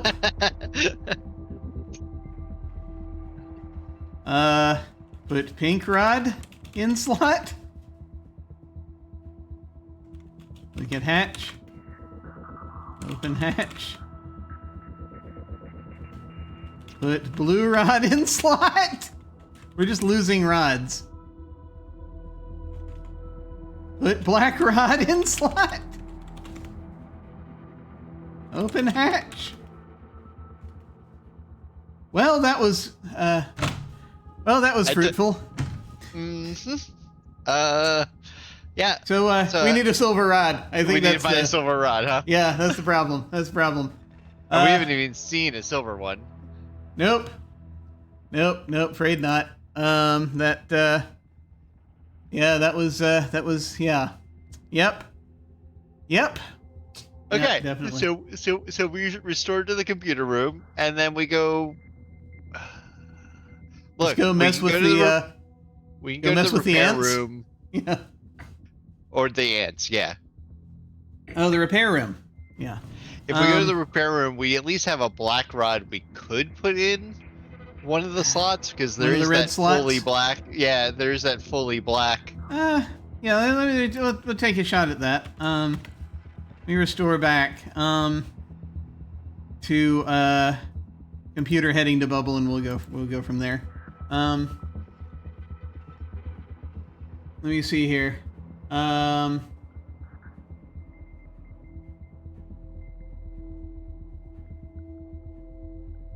gonna look at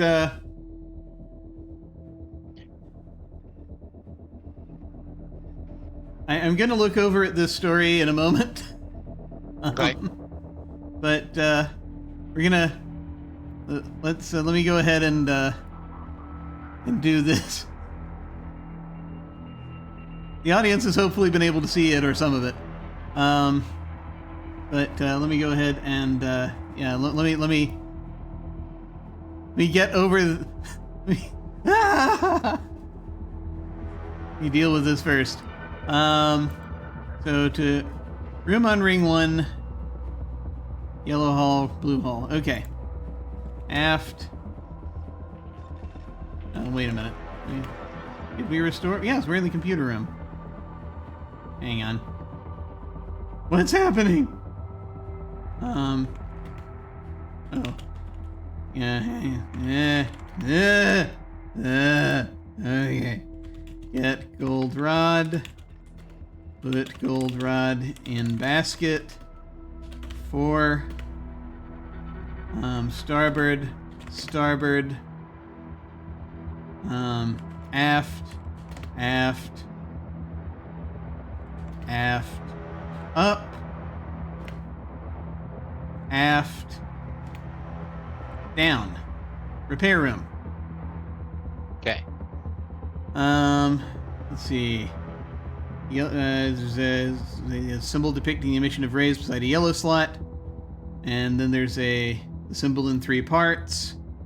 And the third in red, so there's parallel wavy lines, but beside it are 3 diagrams, under each one is a red slot. The first shows 4 single dots, equally spaced around a 6-dot cluster. Which I've never been sure if that means there are 6 dots in the center and there are 4 additional dots outside of it, or if that means something else. But the second shows 2 8-dot clusters in close proximity. And the third has 3 single dots equally spaced around a 7-dot cluster. The only exit is up some stairs. So we want to try putting, like you were talking about, putting other rods into these red slots. What? At least the black one, like, because it has that matching. Okay, yeah. As far as underneath the diagram, there's a blank section. Okay. So first of all, let me see how it refers to it. Black rod in slot. Put black rod in red slot. You must specify which red slot. I guess it's first, second, or third. Yeah. So we have to decide which of these we want to put the rod into. So we have four dots around 6. We have a couple of 8-dot clusters near each other. And then we have 3 single dots around 7. Yeah. So the first red slot. Right? Trial and error. Should I save again here?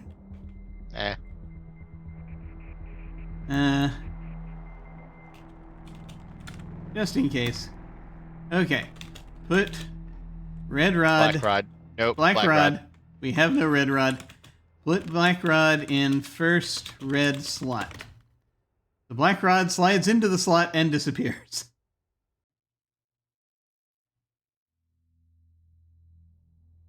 Mm-hmm.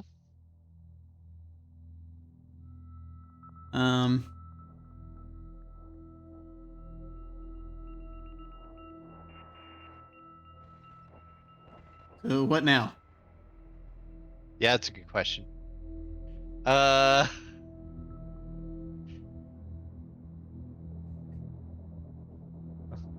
Because we take a break and read this story? Yeah, sure, let's do that. Okay. Let us see. Let's see here. So, as we're just sort of looking this over, so we have a short story that occurred in our Monster Wrangler game this week. Monster Wrangler is a bit like Pokemon, with mostly kids with monster partners. My character is a mother with an infant, while all of the other PCs are less than 14.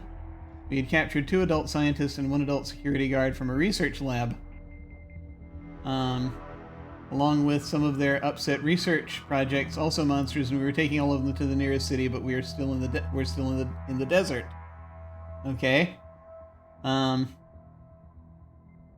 had settled down for the night, and during the night, the former research projects and the human captives started a fight, and the child PCs and their monsters joined in the fight, waking up the child of my character, who was difficult to get to sleep anyway.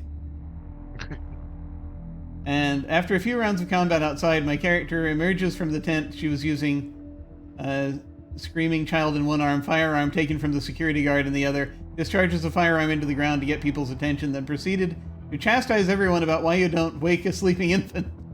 He goes back into the tent in an attempt to quiet the infant. This was the end of combat. Nice. Yeah. Yeah. I like it. That's funny. That's very good. Thank you for sharing. That's good.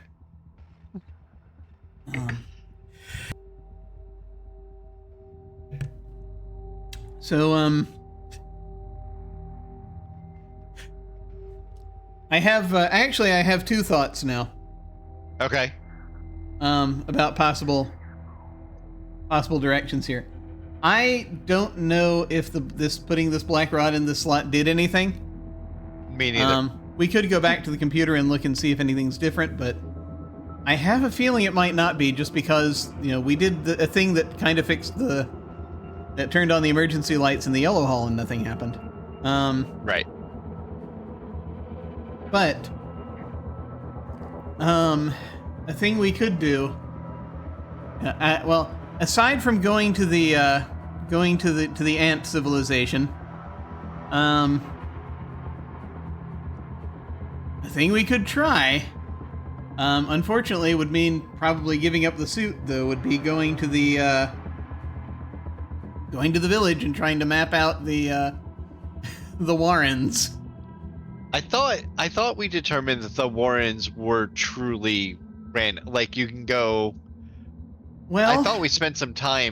We did talk. Yeah, we kind of did. However, so I had another thought about it. Okay.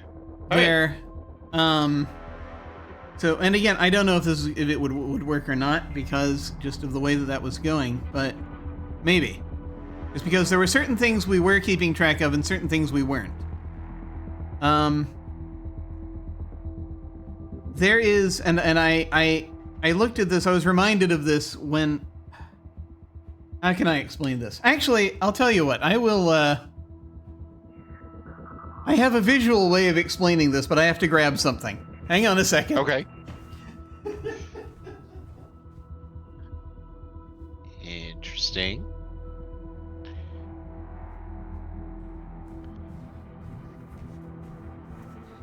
So, okay.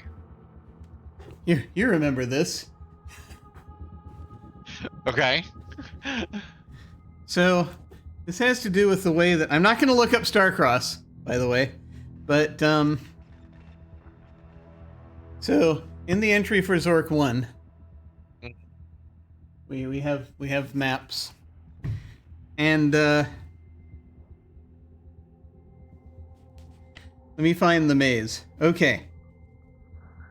So I was watching someone else mapping out the maze, and I thought about this, and I was reminded. Oh God, this is gonna be so hard to see. So you will note that there are points. Yeah. Where when you hit certain rooms, it just folds in on itself, right? If you keep going in one direction, no matter how many times you go in that direction, you're just going to keep going back to the same room. So, for example, in this room, maze number 5, no matter how many times you go west, you'll be still re-entering maze number 5. And, of course, they don't tell you that, because it looks exactly the same as all the other rooms. So the way that they map these out is they drop items. And so you remember this one odd thing that happened when we were in there is that we kept changing rooms, and the chieftain was in every room, it seemed like. Right. That's because we were just going back into the same room, I think. Probably. Okay. All right. So I think that would be the key to mapping that out. Now, that's it. We don't necessarily have to. Yeah, sorry, go ahead. I did think he was moving, but you're right. That could be it also. So I'm not saying we have to try this out this week. Right. Because I know we're hitting 3 hours at this point, but that's a thing. That might be a way we can go with this potentially. Okay. Yeah. Yeah. Yeah. No. At this point, yeah. I mean, we can go to the computer room and check if the rod did anything. Yeah. But let's do that. And then maybe finish up with trying stuff with the ants again. Yeah, that'll be great. Yeah, we can do that. Okay, so we put the black rod in the first red slot. It disappeared, so let's go to the computer room. We're gonna head up and 4 and to the grassland, and then back down to the blue hall. We go port from here to the yellow hall. Port to the outs. No!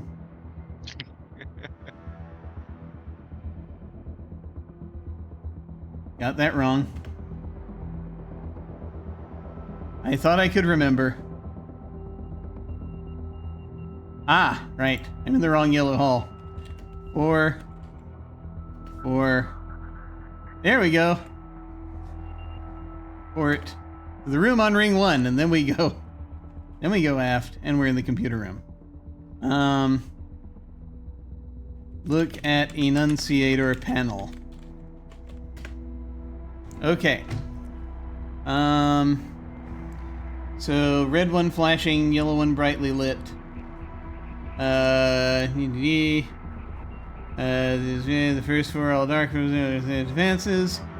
Cage is lit. 6 is brightly lit. There's the symbol in 3 parts. First 2 parts in black, solid block, and a fluid level. The third in red is a series of parallel wavy lines.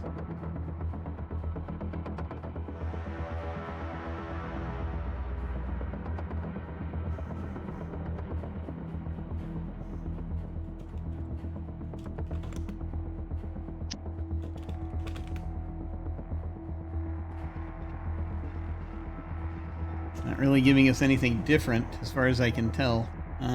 Yeah. What do you think?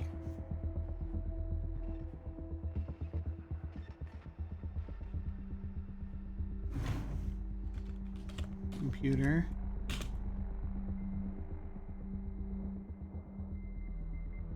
Yeah, I don't think so. What is the light? You can't talk to the computer, damn it.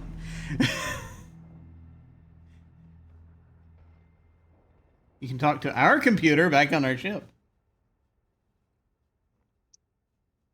All right. Yeah, I guess we should probably restore it back when we had the black rod, and then okay, we'll go and just try a bunch of item stuff with the ants. Gotcha. Yeah. Okie doke. So let's see. Computer heading to bubble. Yeah, I think that's probably. Yeah, that's good. There we go. Okay. Computer heading to bubble. But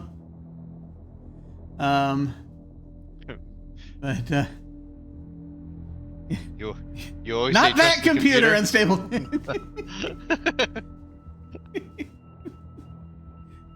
You always trust the computer. That's different computer.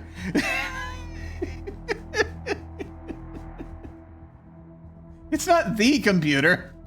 I always trust the secret society. No, don't tell them.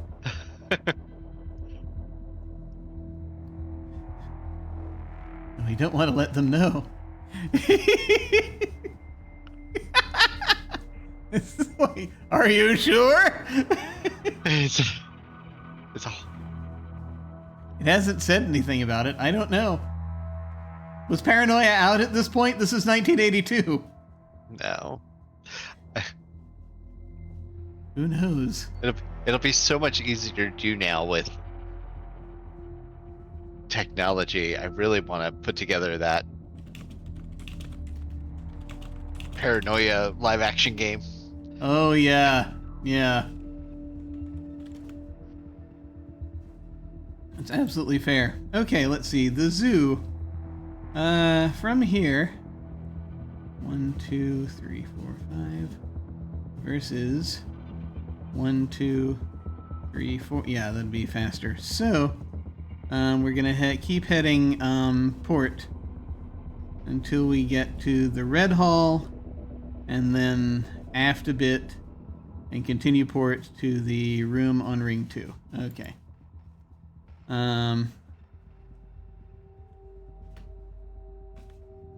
Green Hall, Red Hall, aft a bit, the Red Hall port, room on Ring 2, fresh dirt. Maybe we need to lead the mouse here.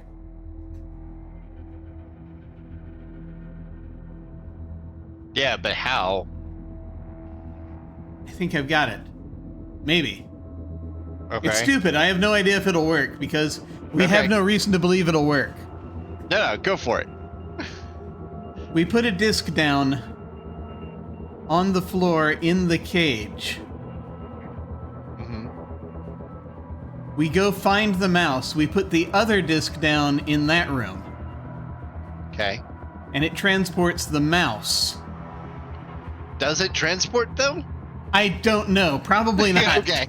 I am clinging to desperate ideas. I am clinging to the hope that someone who played Portal got the idea from this game. Okay. It does make a barely audible click when it hits the floor. I don't know what that means. Yeah, I don't know what it means.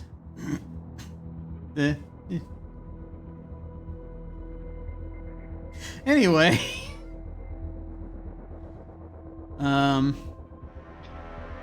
Anyway, yes, let's try a bunch of things. Wait. Mm-hmm. It makes an audible click when it hits the floor. Yes, the discs. The red disc or the blue disc. They both do? Yes. I'm pretty sure, yeah. What? A barely audible click, I think it said. What if we put the disc down and open the disc? So lay it on the ground so it has an audible click. All right.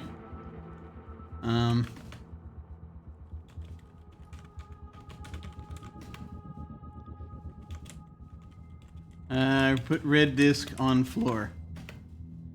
The red disc drops to the ground. There is an almost inaudible click as it comes to rest. Okay. Open disc. I have never tried that.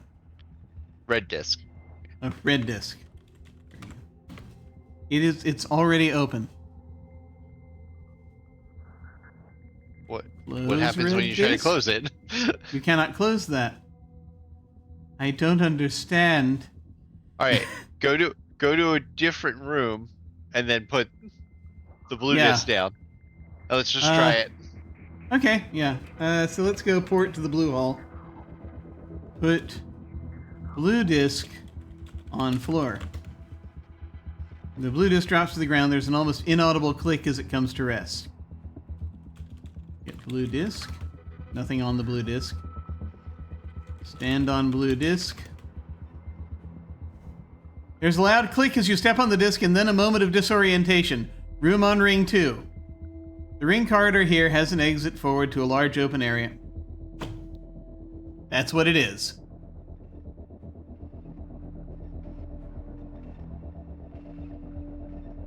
It transports you. Stand on red disc. Nothing happens. Interesting. So it only goes one way? Stand on blue disc. Nothing happens. Take blue disc. Put blue disc on floor. Stand on blue disc. We had to reset it. Okay. Take blue disc. I didn't need to go here. Put blue disc on floor. Starboard. Stand on red disc. Nothing happens. Take red disc. Put red disc on floor. Stand on red disc. Blue hull. It's the last disc you put down. Right. Okay. Goes to wherever you put the previous disc. Right. So you're right. So we put... Okay. So first thing we do is we send the mouse that's roaming around to the dirt pile. To the dirt pile here, or to the, Wasn't there a dirt pile in the corridor that it, like, needs... it just, like, keeps mentioning it? That there's yeah, a here mess? in the blue hall. Oh, okay. Yeah. So, like... Yeah. So, maybe we put a disc here, and then we put the other disc in the mouse. In the cage?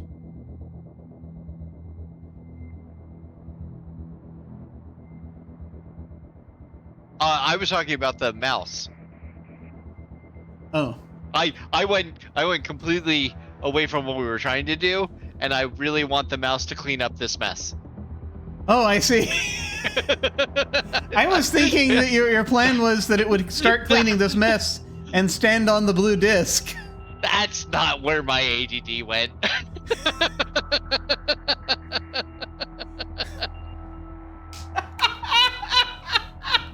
I'm sorry, I was still trying to get the mouse over to the cage. Do we not want to do that? Do we want to just get it to clean up the mess? Do we want to do that? Sure. We can get it to clean the mess. I mean, we can absolutely do that. Yeah.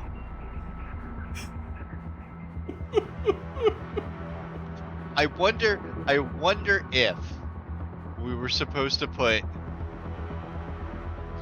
one of the discs on the floor in the laboratory, and then go out of the laboratory.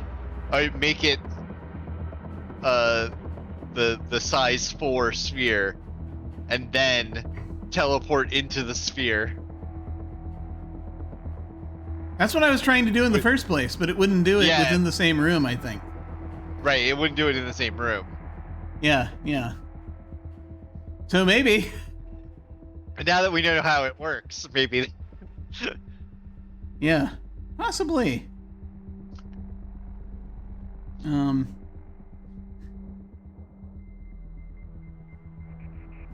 Let's guess. Whichever disc you set down last goes to the other disc, I guess. Right.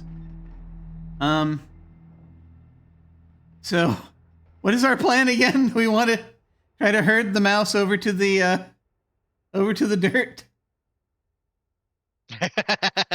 I mean, that's my plan. You do whichever one you want. We can do them in either order. We can try them in either order. We can try to find the mouse first. I mean, that's one possibility. So are you talking about using the discs to get the mouse to the dirt, or are you talking about using the... I was talking about using the disc to get the mouse to the dirt. Oh, I see. To clean up that mess. I mean,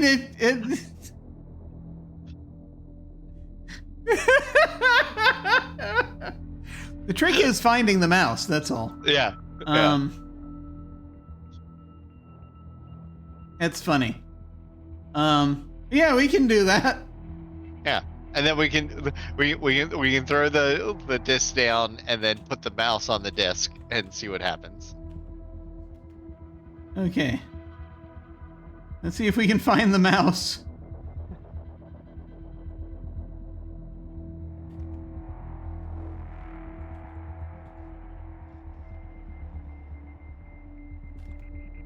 Trying to figure out how to find the mouse. Ah, here it is. It shows up a lot in the blue hall. Put blue disc on floor. Put mouse on blue disc. Get mouse. No! I'll try again. Okay. Put red disc on floor.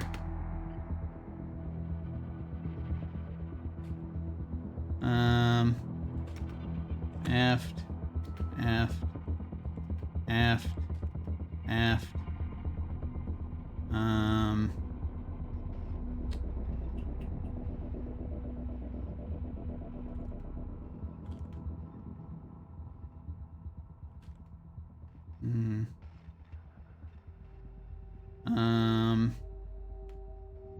Yellow Hall. Keep wandering around looking for the mouse.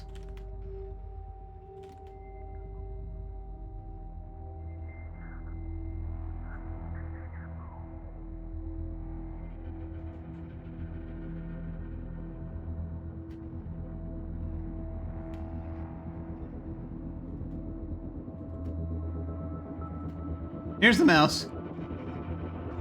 Put blue disc on floor. Put mouse on disc. Push mouse onto disc. I hate to tell you this. Mouse, stand on disc. No, that didn't help.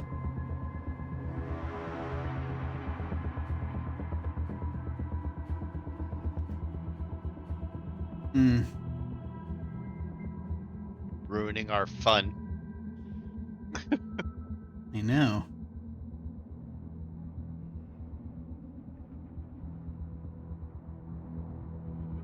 We can't pick up the mouse. We tried that.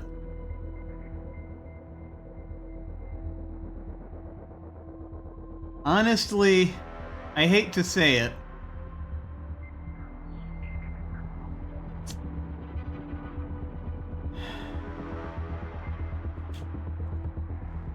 Push mouse isn't notably helpful. Pull mouse on disc. On disc.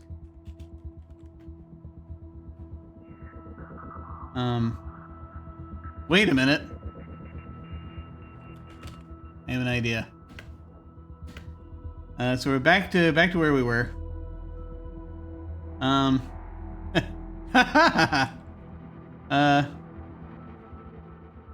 Port. Get dirt. No! Okay. Okay, so unfortunately, we can't get the dirt. Right. So moving... So, I hate to say it, but I think the only way to do this, and I hate that this is what is striking me now. Mm-hmm. First of all, I'm sorry, I have a feeling that getting the mouse to the dirt isn't a thing that we can do directly.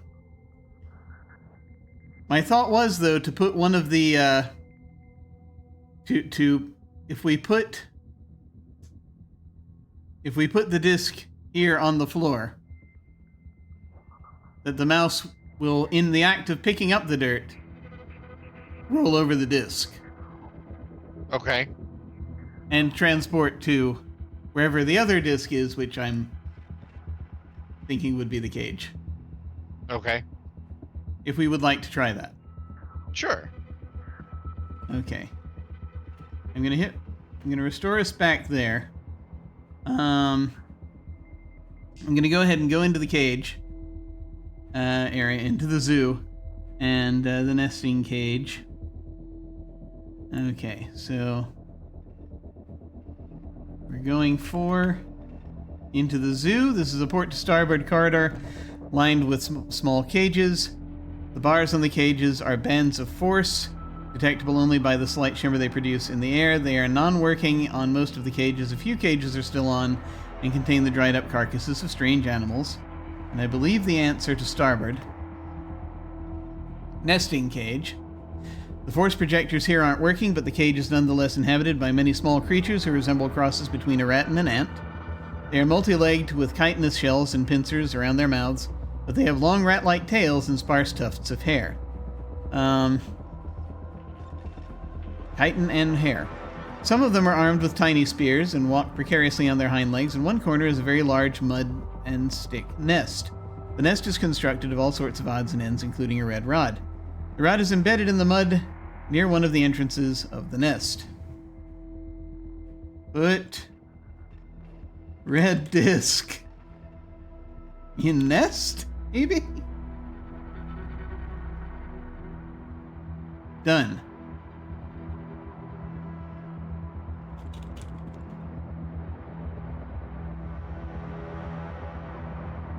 I mean, that might do it. So we go port, and then we go aft, and then we go port, blue hull, there's dirt on the floor, put blue disc on floor. I'm gonna test it.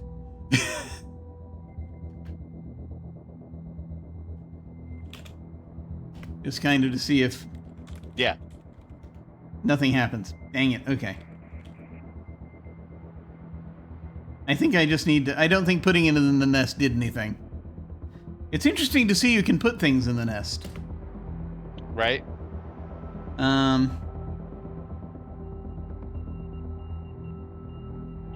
But what that means is that, yeah.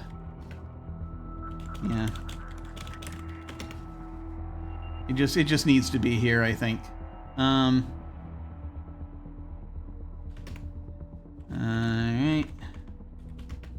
Aft. Going aft, then going once again back to... Going through the room on ring 2, and then going back to the blue hall. Put blue disc. I want to put it in the dirt, but...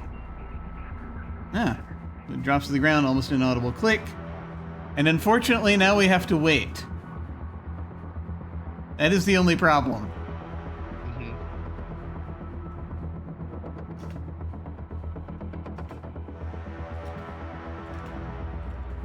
Because I don't know if there's any way to get the robot here. Well... Ran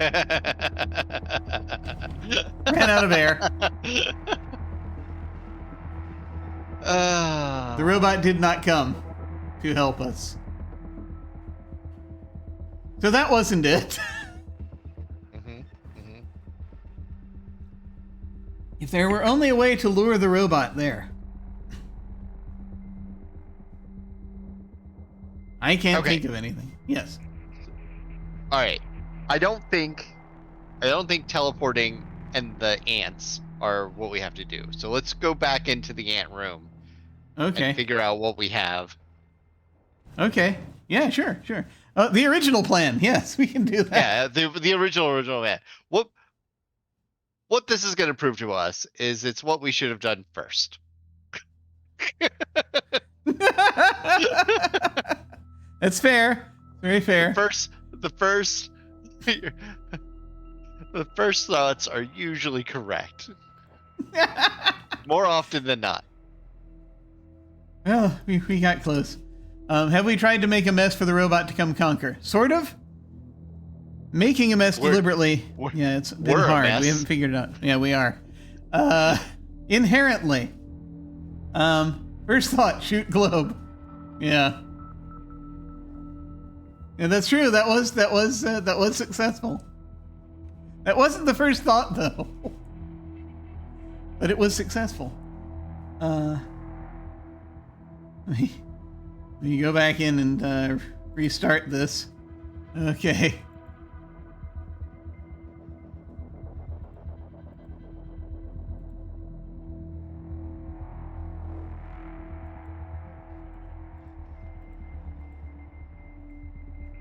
Okay.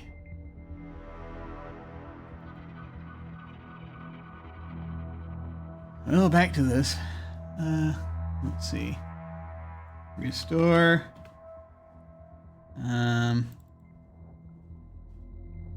Disk experimentation.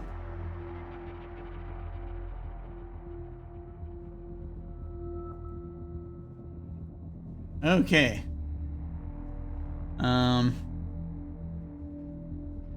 Forward and starboard to the nesting cage. Here we are, back at the nesting cage. We are carrying a spacesuit, a blue disc, a metal basket containing a gold rod, a pink rod, a black rod, and a blue rod. We have a red disc, we have a ray gun, and we have a safety line.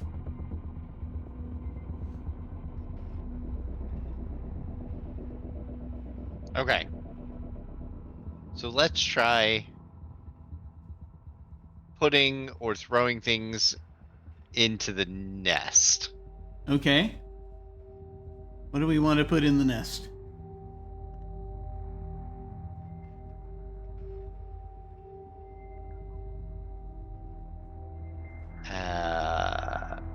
All right. The ray gun. Ray gun. Okay. Let's not shoot the nest. Let's give them the weapon and see what they do.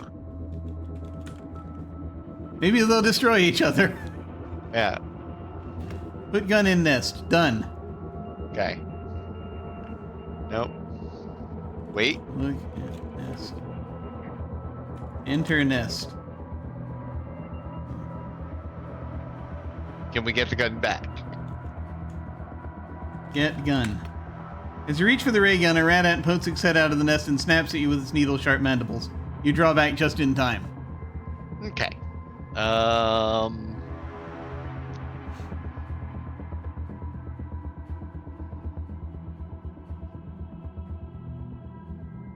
right, restore.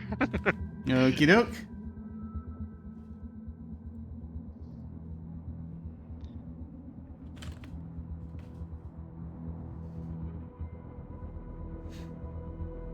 What if here. What if we throw the gun at the nest? Okay. Throw gun at nest. The nest smashes into fragments and the rat ants drop dead in their tracks. They frantically evacuate the nest and immediately begin constructing a new nest at the opposite end of the cage. Rat ant babies are being carried across the cage and warriors watch you suspiciously. What? Why would that work? Get red rod taken. Get gun taken. Bucket, get out of here. Okay, yeah, there we go. All right. Okay. And then I have an idea. Oh no. Yeah. Let's go back to the repair room. Yeah. Now that we have the red rod. Yeah. And I need to look at their symbols again. Yeah. Okay. Because I have an idea, like the planets getting into this fucking thing. I have an idea of what they might be. Oh, okay. Cool. Just as a minor, quick little. Yeah, that was my thought was to go right to the repair room, but I don't know what we were thinking. Yeah, we'll find out. I just want to say, frustration, the inspiration required to solve any puzzle. Look, we got the cylinder and we just shot it. Every answer to get a rod so far, with the exception of the other alien species where we give them our suit, is to shoot them and take it. We tried shooting them before and it didn't work. No, instead we just used the Superman TV serial means of doing it, which is throw the gun. Yeah, because the enemy always dodges throwing the gun. Yeah, bullets. That's it. Bullets are fine. Bullets are fine. They dodge when you throw the gun. I'm sorry, I just wanted to look at the Gru cage again because I'm feeling nostalgic. Because the cage was apparently forced by its inhabitants. Before the general deterioration of the zoo equipment, the force projectors are ripped out of their mountings and smashed against the bulkhead. The whole cage is scratched and dented, as though many enraged creatures pounded on it violently for many weeks. There is a somewhat chewed sign on one side of the cage. As I didn't go as far as restoring and to a point where I could do this, and I probably should have done this for the presentation, is to take a screenshot of this. Right. But it's the sign in a liquid crystal display is oddly in English. Common Grew's Grew Vulgar. More proof that Infocom is in on it. The Common Grew, an inhabitant of the dark underground passages of a forgotten planet, is here exhibited for your pleasure in a typical family group. Note particularly the slavering fangs which reach such impressive size in the adults. Feeding the Grews is not recommended. In any case, sorry, I just dealing with that. Okay. Put red rod in basket. Okay. And we're now heading to the repair room. Yeah. Which is just up the way a little bit. We just head port and aft. Okay. Port aft up. Aft. Hang on. Here we go. Okay. Let me try that again. 4. Yeah, we're past the still working bars on this game. Aft. Port. Aft. Up. There we go. Grassland. Aft. Down. Repair room. Okay. Okay. Here we are. The dot clusters. Yes. Diagram. Okay. So the first diagram shows a single dot equally spaced around 6 dot clusters. The second shows 2 8-dot clusters in close proximity. And the third is 3 single dots equally spaced around 7-dot clusters. So we can thank my wife for this. They're elements. Yeah. Elements. They're molecules rotating around. I don't know what elements they are. Because it's been forever. That's okay. That's okay. We need 2 of them. We need 2 of them. Well, because it's oxygen. Right? O2. Right? Right. So that's the second one. Yeah. 2 8-dot clusters.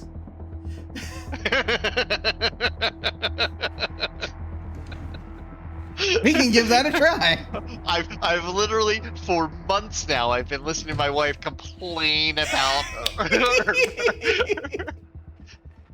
Oh my god. And Unstable Deus is saying Lewis dot pictures. I don't know what a Lewis dot picture is. I can't remember.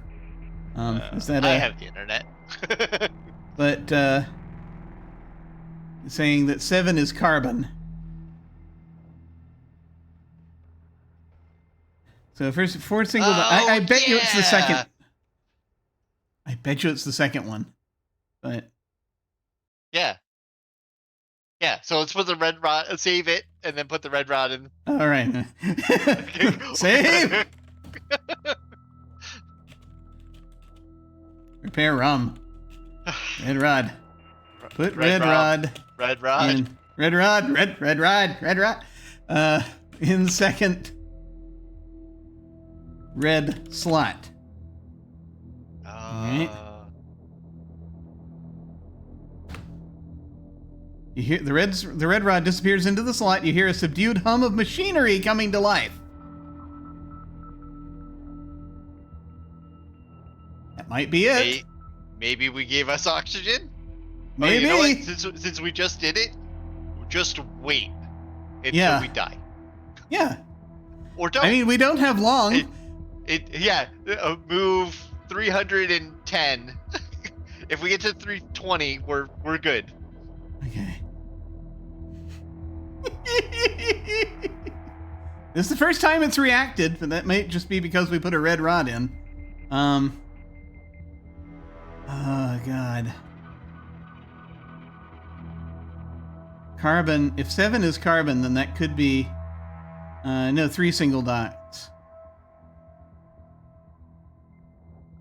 First shows 4 single dots equally spaced around a 6-dot cluster.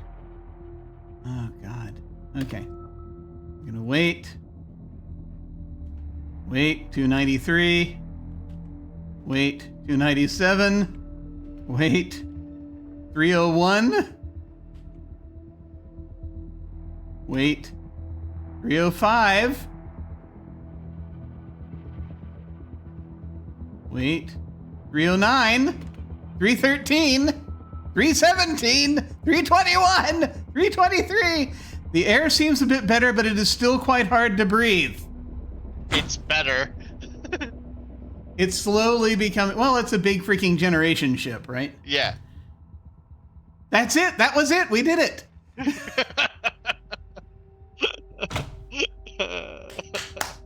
We're...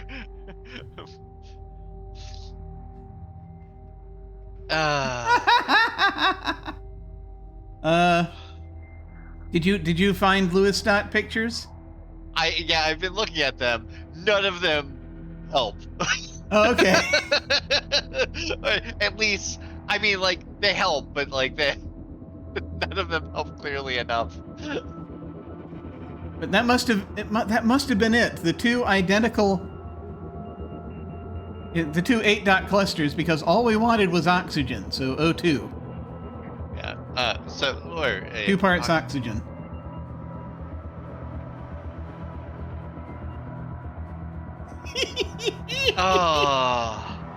We're so dumb. We're so dumb. No, Oh, it's just their atomic number. is their atomic number? Oh, okay. Oxygen is 8. Oxygen is 8. Okay. 2 8 clusters. Okay. No, that's fine. All right. All right. So go back. I just want to see what the other things are. Okay. Sure. Hang on. Sorry. Let me pull this. Let me pull all this back up. I'm gonna just go ahead and restore because that was the funny part.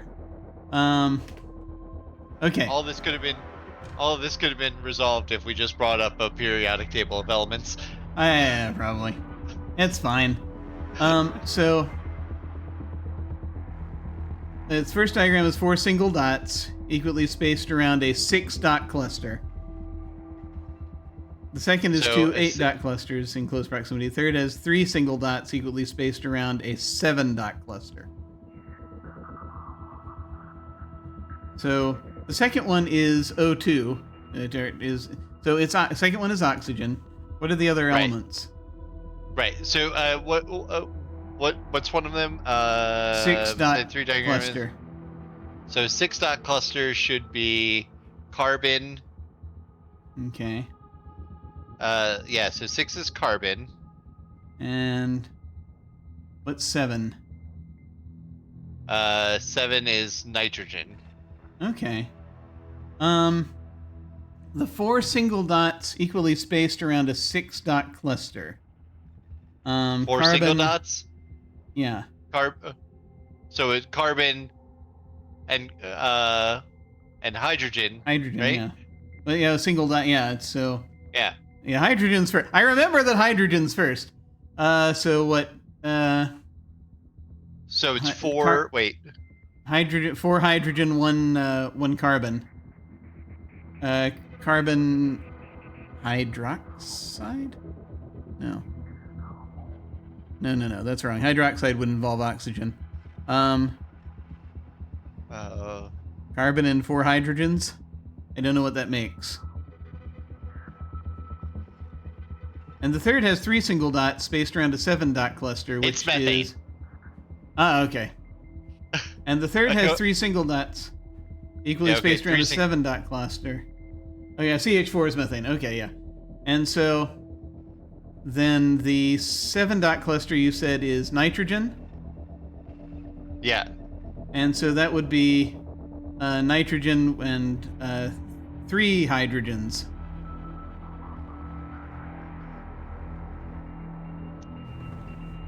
Which would be NH3. Ammonia? Ammonia. Okay, so you get your choice of what you want to breathe: methane, oxygen, or ammonia. So we would have killed ourselves, is what you're saying. Yes, exactly. I just wanted to know what your preference was for what you wanted to breathe. Yeah. That's awesome. Well, I think this would probably be a good place to bookmark it. I love ending on a victory. Yes! Finally! Instead of death! I'm gonna... SO2, yeah. Sulfur dioxide, yeah. Yeah. At least sulfur dioxide, yeah. Awesome. I mean, if we fill it with methane. Yeah. Well, we know. But we're now going to. We've escaped. We've escaped. Okay. All right. Yay! That works. That works. Okay. All right. So. Oh. This is good. This is good. How are you doing? I let it get dark here. Oh no! How could you allow that to happen? How could you allow the sun to move that far? Hey, I'm back. Okay.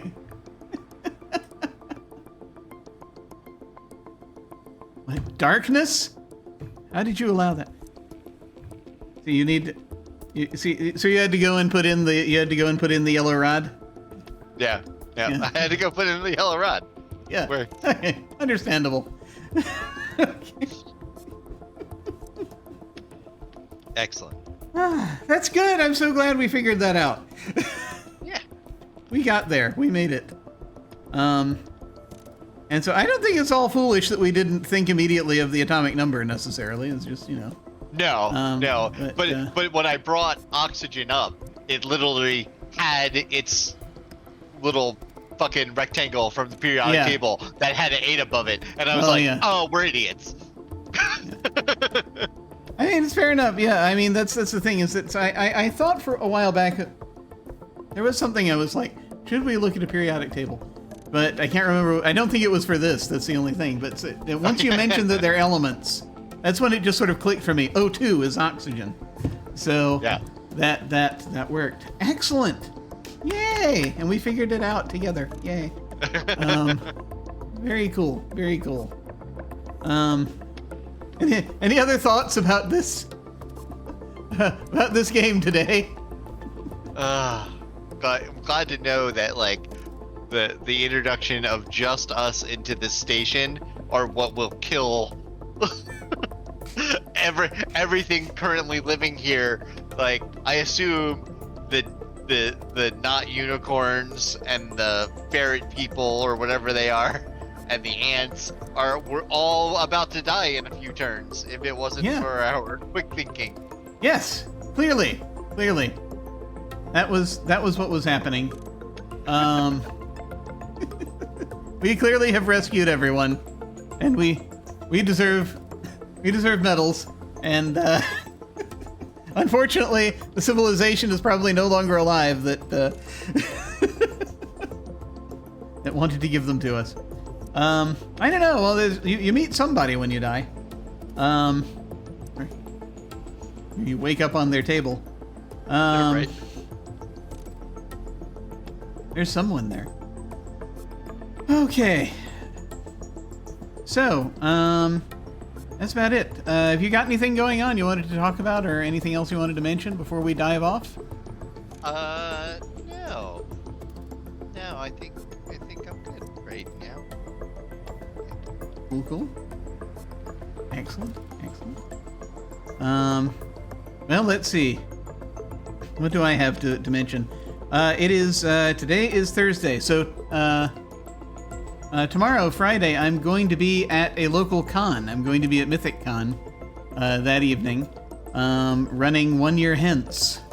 my Descended from the Queen game about the Green Knight.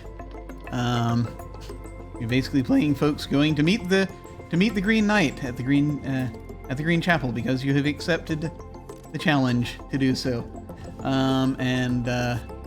based off the Arthurian legend. And so I'm very excited to try that out in person with somebody.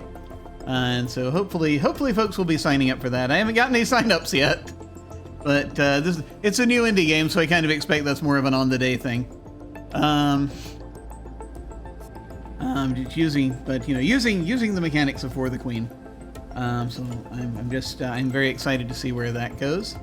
And to see if I get to play with someone, how the game goes.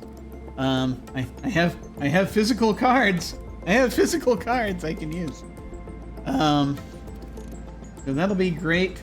That I think there is. I still have not heard about a thing that may or may not happen within the next few days.